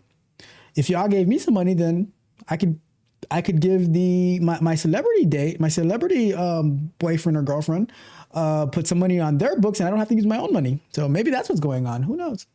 Has that was named the linebacker from Notre Dame back then, and says he didn't mean it that way. Look, disrespect is not how they mean it, but how you take it. All right. How dare you? Disrespect is not how they mean it, but it's how you take it. And to me, I'm gonna take that as disrespect, because how are you gonna tell me why would a celebrity want to date me? Like, look at me. Look at me, okay? Okay, I pressed the wrong key on that one. I pressed the wrong key on that one. Okay, that did not come out right. Megna says it's amazing. The more specific question I ask, the more y'all say I don't know, because I don't care. Then what's the sense of making all these outlandish statements about how government jobs should be ran? Junior, we'll leave it at that. We'll leave it at that. No one has really refuted me since 20. All right, what is the question? What is the question? The question was, someone felon tried to run it as a business, and how did that work out for him? I don't know how he tried to run the Navy. I didn't even know he was the Secretary of the Navy I didn't even know his name until he got fired, and I didn't even because I honestly didn't care. I didn't care. Oh my God. All right. Or a little earlier. What was the question a little earlier? I think the agent was asking in general, look, however he was asking, I felt disrespected by it. All right. He told me, why would a celebrity be interested in me? And I don't see why a celebrity would not be interested in me. So my question back to him is, why not? Why would a celebrity not be interested in me? Right? I find it very, very offensive, all right? I find it very, very offensive. So that was cute. That's what I have to say to that agent, all right? So that was cute. That's it. That's all I got. That's all I got. All right. Let's go and get to our last segment before we wrap it up for today. Let's go over to here. And we're going to put up our last 20. It's time to do. And let's go over here and let's do. Cool. So we have set up. So this image isn't working. So let me see if I can get this image to work. So this is done.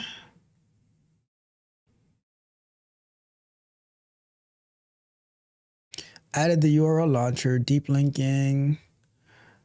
So when we click on, all right, so I'm just going to say the Patreon icon, although added to the assets folder, is loading as a broken image on the button. Let's go with that. Can you see why? Let's try to fix that, and then we'll try to log in with Patreon.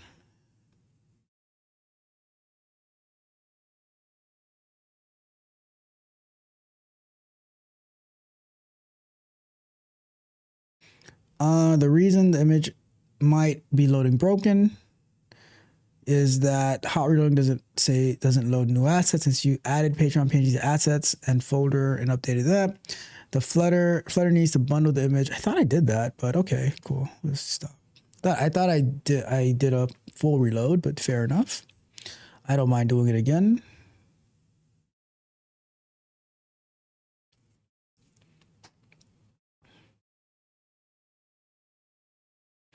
But do you see this though? Like, we've only spent about 71 cents in all the work that we did today. And this is a lot of work that we did today. Did I get an error? Loading? Oh, great. Okay, so let's copy this. Go here. when trying to start up the app again, we got this error. Let's fix that.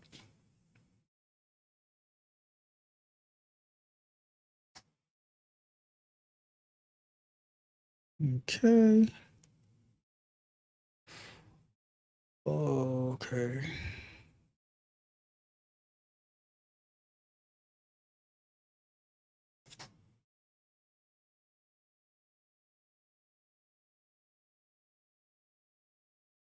All right, let's try to run that again. Let's see if the Patreon icon loads.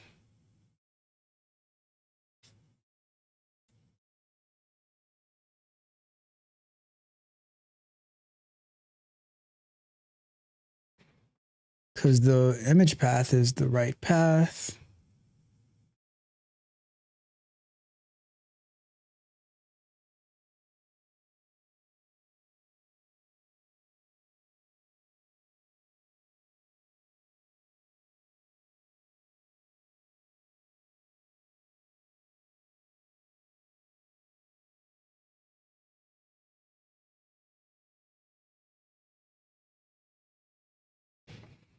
Wait for it.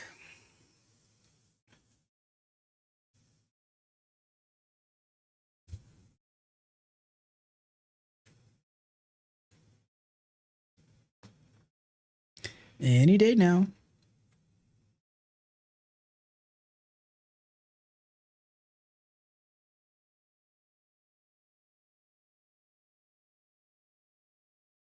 Any day now. All right, I think it's coming up now.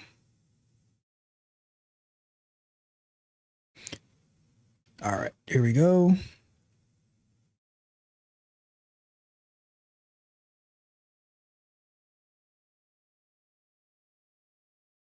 Okay.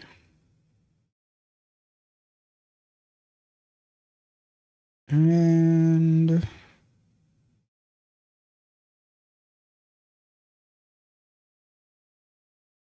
got that. Nope, still broken. But let's try this at least though. Could not launch Patreon login. Oh my God.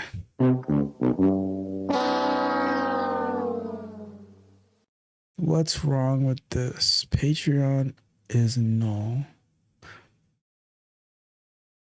You know what? No, wait, no, hold on. Let me see something real quick. Let me go into, it's possible that the edge function, yep, that's what it is. It's not pushed up over here. All right, so, okay.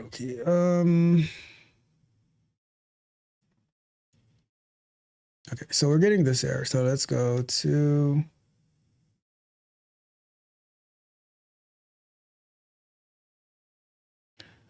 I think that, yeah, so we are getting this error in the logs, but I think it's because we haven't pushed the edge function to Patreon or to Superbase yet. Can we push the function up?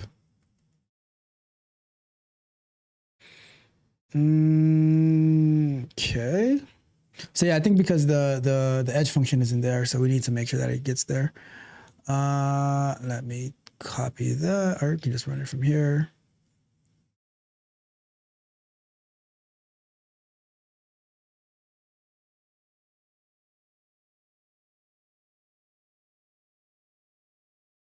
Deployed the function on project. Okay, that's good. I have successfully deployed that. The warning is null. Is actual normal behavior on newer. Okay. However, you should see a web browser opening now. If the browser is open immediately on Android, you may need to add queries. All right, cool. So let's stop that. Let's run it again.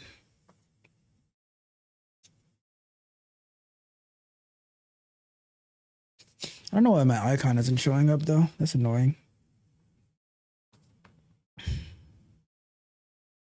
Log in. Still.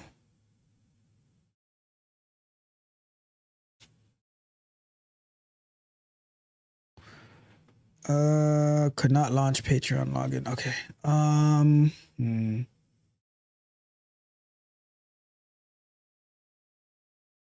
Customer info updated.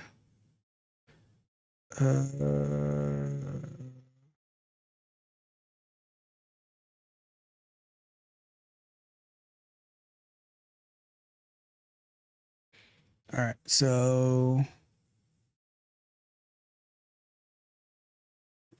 when trying to log in with Patreon, it is saying could not launch Patreon login. Here is what is in the logs.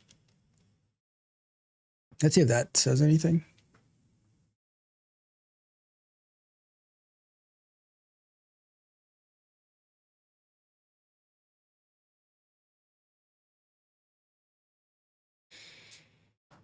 Let's see.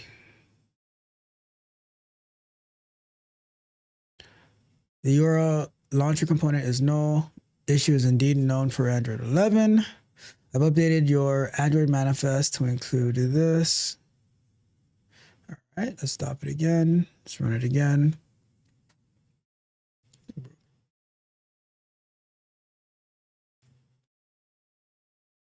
Okay. Log in. Ooh. So use that account. Continue. Allow. All right, and I have a Patreon account. So let's let me see something. If I go to I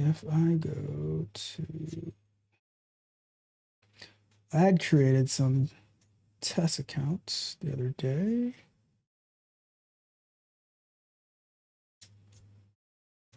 Let me see.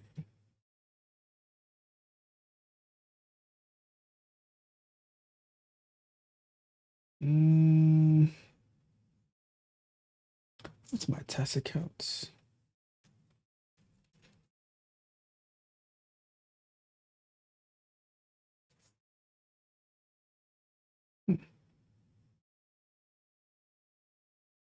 Darn it.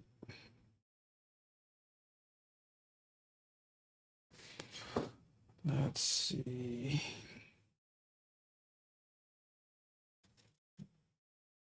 All right, there we go.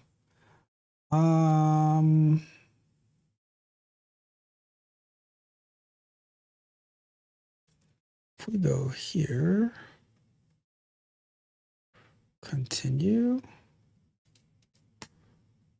I don't remember what the password was though.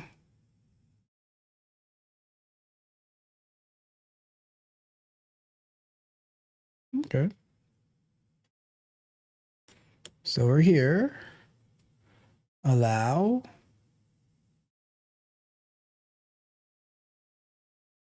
How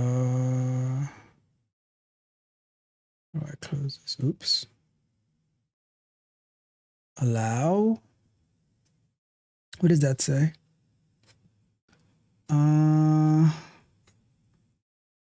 Let's see. What does that say? Unauthorized, no. All right. So we gotta say.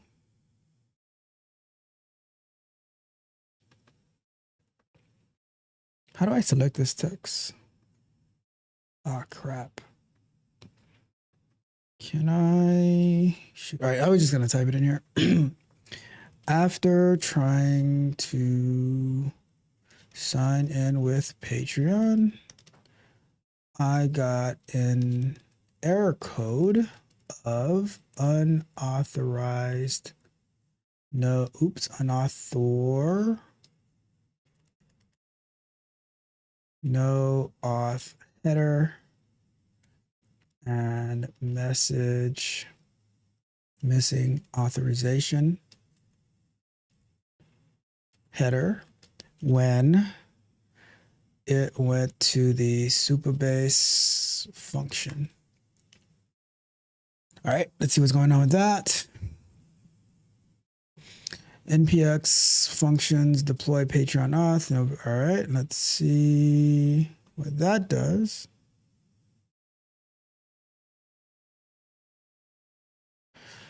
All right, I can see the edge function requires a authorization JWT token by default. However, since Patreon is calling this endpoint as a redirect callback, it won't have a JWT token. We need to tell Superbase to make this specific function public, not JWT. I have just redeployed the function for you with no okay. The ed function is now completely public and should accept the incoming request from Patreon without requiring. All right, so let's go back over here. How do I go back now?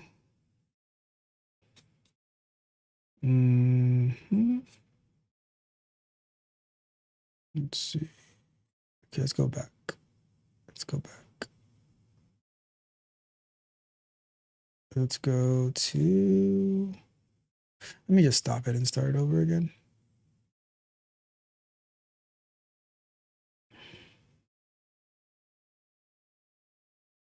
Should change it to tech code truth. Yeah, I'll do that, but whatever. Login, we go here, allow. Now what does that say? Patreon credentials. All right, so now, how are they not set? All right, so let's go over to here. And let's go here.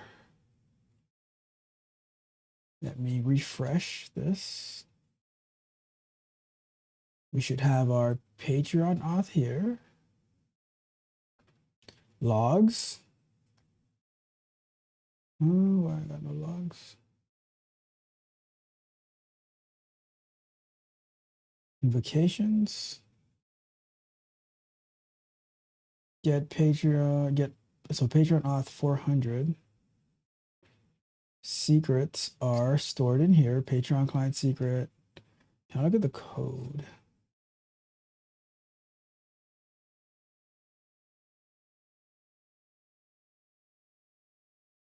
You have client ID and client secret and redirect URI.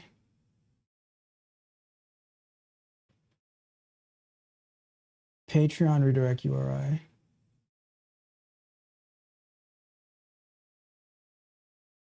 Oh.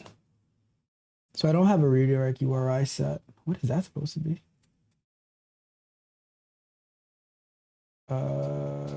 So let's add a redirect URI. All right, let's go back over here then.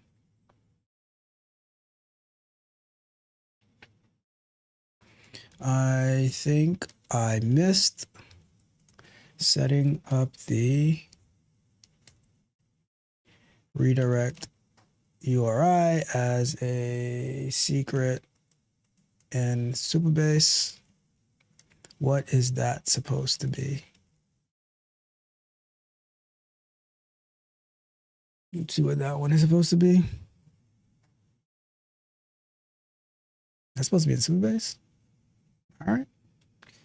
You got it. Set that there. Save. Let's go back over here. Let's go back one-to-one. Oops, let's go to this one. Allow. See if something happens. Nothing's happening. Let's do this over again.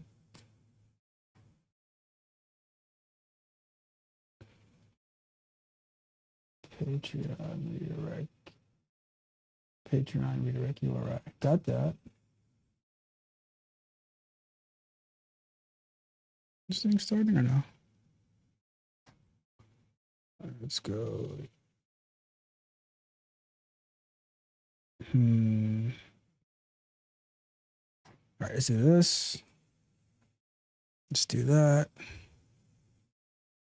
I don't know, like nothing's happening when I Log in with Patreon.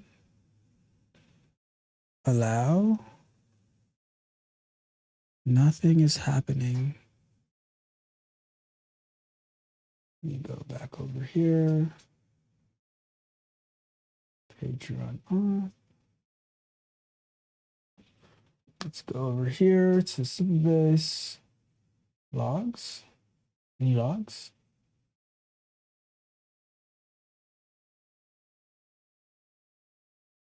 I don't see anything here. Invocations. 51. No, that was a while ago. Nothing is happening.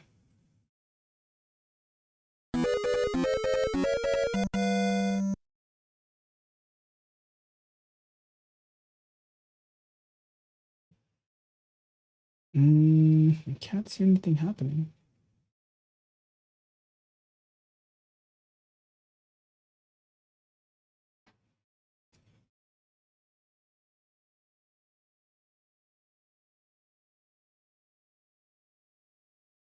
When I click on allow from,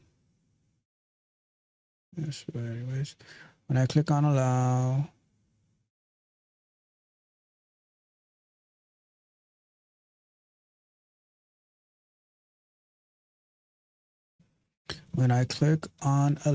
from, this required by Patreon allow to verify the rec URI. Let's configure everything. When I click on allow on Patreon Auth page, it just sits there and doesn't do anything. I don't see anything in the logs either. All right, I'm gonna stop it and run it again, but I'm a little confused.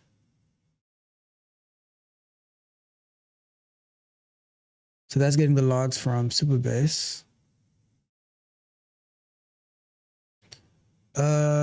Means the edge function is either throwing an error internally or missing environment variables or database error and not returning a response, or Patreon isn't redirecting because the redirect URI doesn't match perfectly. Check that.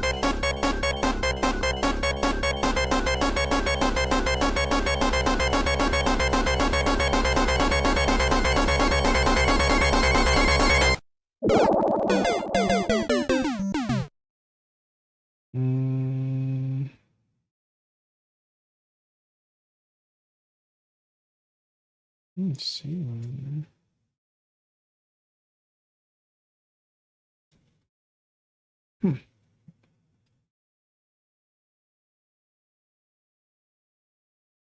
Patreon dashboard, redirect URI.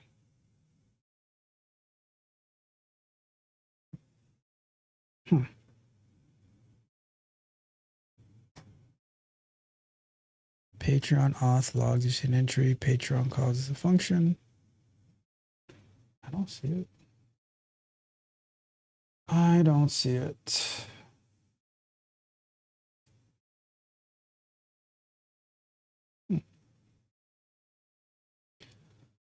Well, we'll leave it at that.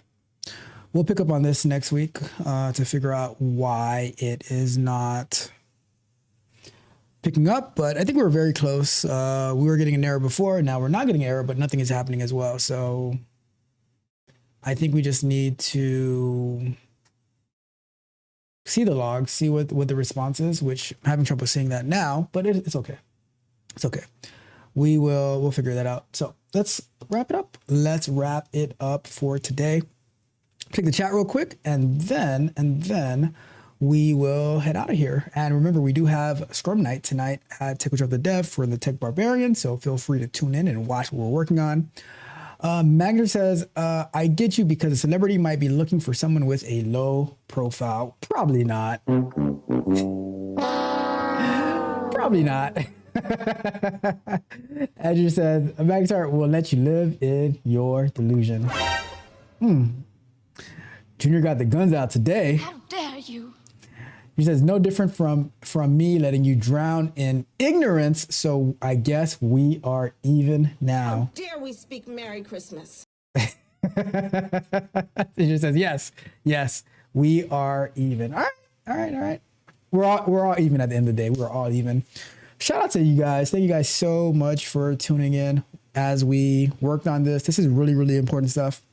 How to link your, like, if you have a Patreon and you want to do different offerings, how you can do that. Learning a lot. I'm excited. Next week we'll finish this up, get it on, test it on Apple, test it on Android, push it up to the app stores, and keep going. That's the goal. All right. But that's it for today. Remember, tomorrow morning, 8 a.m. Candid Conversation, going to drop that. We have some videos that are going to be dropping in the evening as well. I've been working a little bit extra, all right? When you get more efficient, you just end up doing more work. That's how it goes. You get more efficient, you build a pipeline, you think you're going to go get some lemonade. Nope, you just do more work. So it is what it is. It is what it is. We'll be back live on Tuesday night, video on Wednesday morning, live Thursday, video on Friday morning, all of that good stuff. Do me a favor on your way out. If you have not done so already, like, share, subscribe, hit the notification so you know every time we go live and drop new content as well. TechCoachUp.dev. Like I said, we have our Scrum Night in less than an hour, in 59 minutes, Scrum Night. And, we get access to Vibe Code and Chill. That's going to be coming next Saturday. YouTube plugin for OBS. The Stream Deck plugin for the timer and the sounds. Get access to this app that we've just been working on, all those good stuff over at techcoachrob.dev. Come and join the fun, come and join the conversation. But until next time, friends, family, Tech Coach Rob, we are out.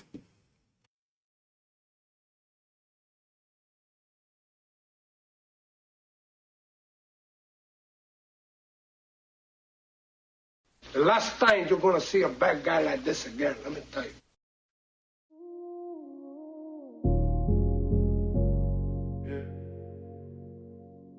Long day. Put the car in drive. We left it all out there today. Mind right. Tomorrow we do it again. Yeah. Riding down the highway, street lights passing by. I had to empty out the mind, just looking at the sky. Clear it out. Yeah. I kept my honor clean, no dishonest thought today. Walking with integrity, I'm staying on the way. The muscles aching heavy, but the way is in the training. I put the hours in, whether shining or it's raining. I studied every art, I'm refusing to be boxed in. No boxes. No boxes. I lock the ego out, and I let the wisdom walk in. I'm chilling in the lane, got the cruise control set. I gave it everything I had, I'm leaving no regret. Ooh. Riding on the late night, shadows on the dash. Leave the world behind you, let the heavy moments pass. But keep the spirit sharp, yeah, we never lose the flame. Resting for tomorrow, just to dominate the game. 5 rings in the mind. Keeping everything alive. Keep it alive. Keep it alive, yeah, yeah. I look at the horizon, I'm taking in the view. I learn from all professions to see what they go through. I measure up the day, distinguish gain and loss. Did I really make a profit, or did I pay the cost? Calculate, I cultivate the judgment, I trust the intuition. My gut is navigating on this late night mission. I'm seeing the unseen, looking way beyond the obvious. The energy is quiet, but the discipline is dominant. I'm riding to the house, but I'm staying hyper-aware. The breeze is blowing in through the midnight air. Riding on the late night, shadows on the dash. Leave the world behind you, let the heavy moments pass. But keep the spirit sharp, yeah, we never lose the flame. Resting for tomorrow,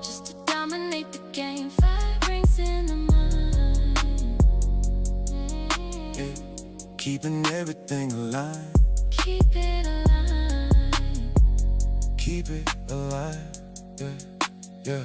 I pull up to the driveway, I cut the engine off. The world is going hard, but I'm never going soft. I pay attention to the trifles, the details in the dark. A tiny micro movement leaves a monumental mark. Every detail, I did nothing useless. I cut away the waste, cut it. I move with a deliberate and calculated pace. From the water to the fire, the earth, the wind, the void. I built the foundation that can never be destroyed. Now I lay the body down and I let the muscles heal. Tomorrow's sun is rising and I'm coming back with steel. Riding on the late night, shadows on the dash. Leave the world behind you, let the heavy moments pass. But keep the spirit sharp, yeah, we never lose a flame. Resting for tomorrow, just to dominate the game. 5 rings in the mind, keeping everything alive.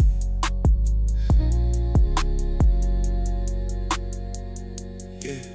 rest the mind. Rest of mind. Reflect on the principles. Discipline never sleeps, it just recharges. Atlanta to the dojo, the 5 rings.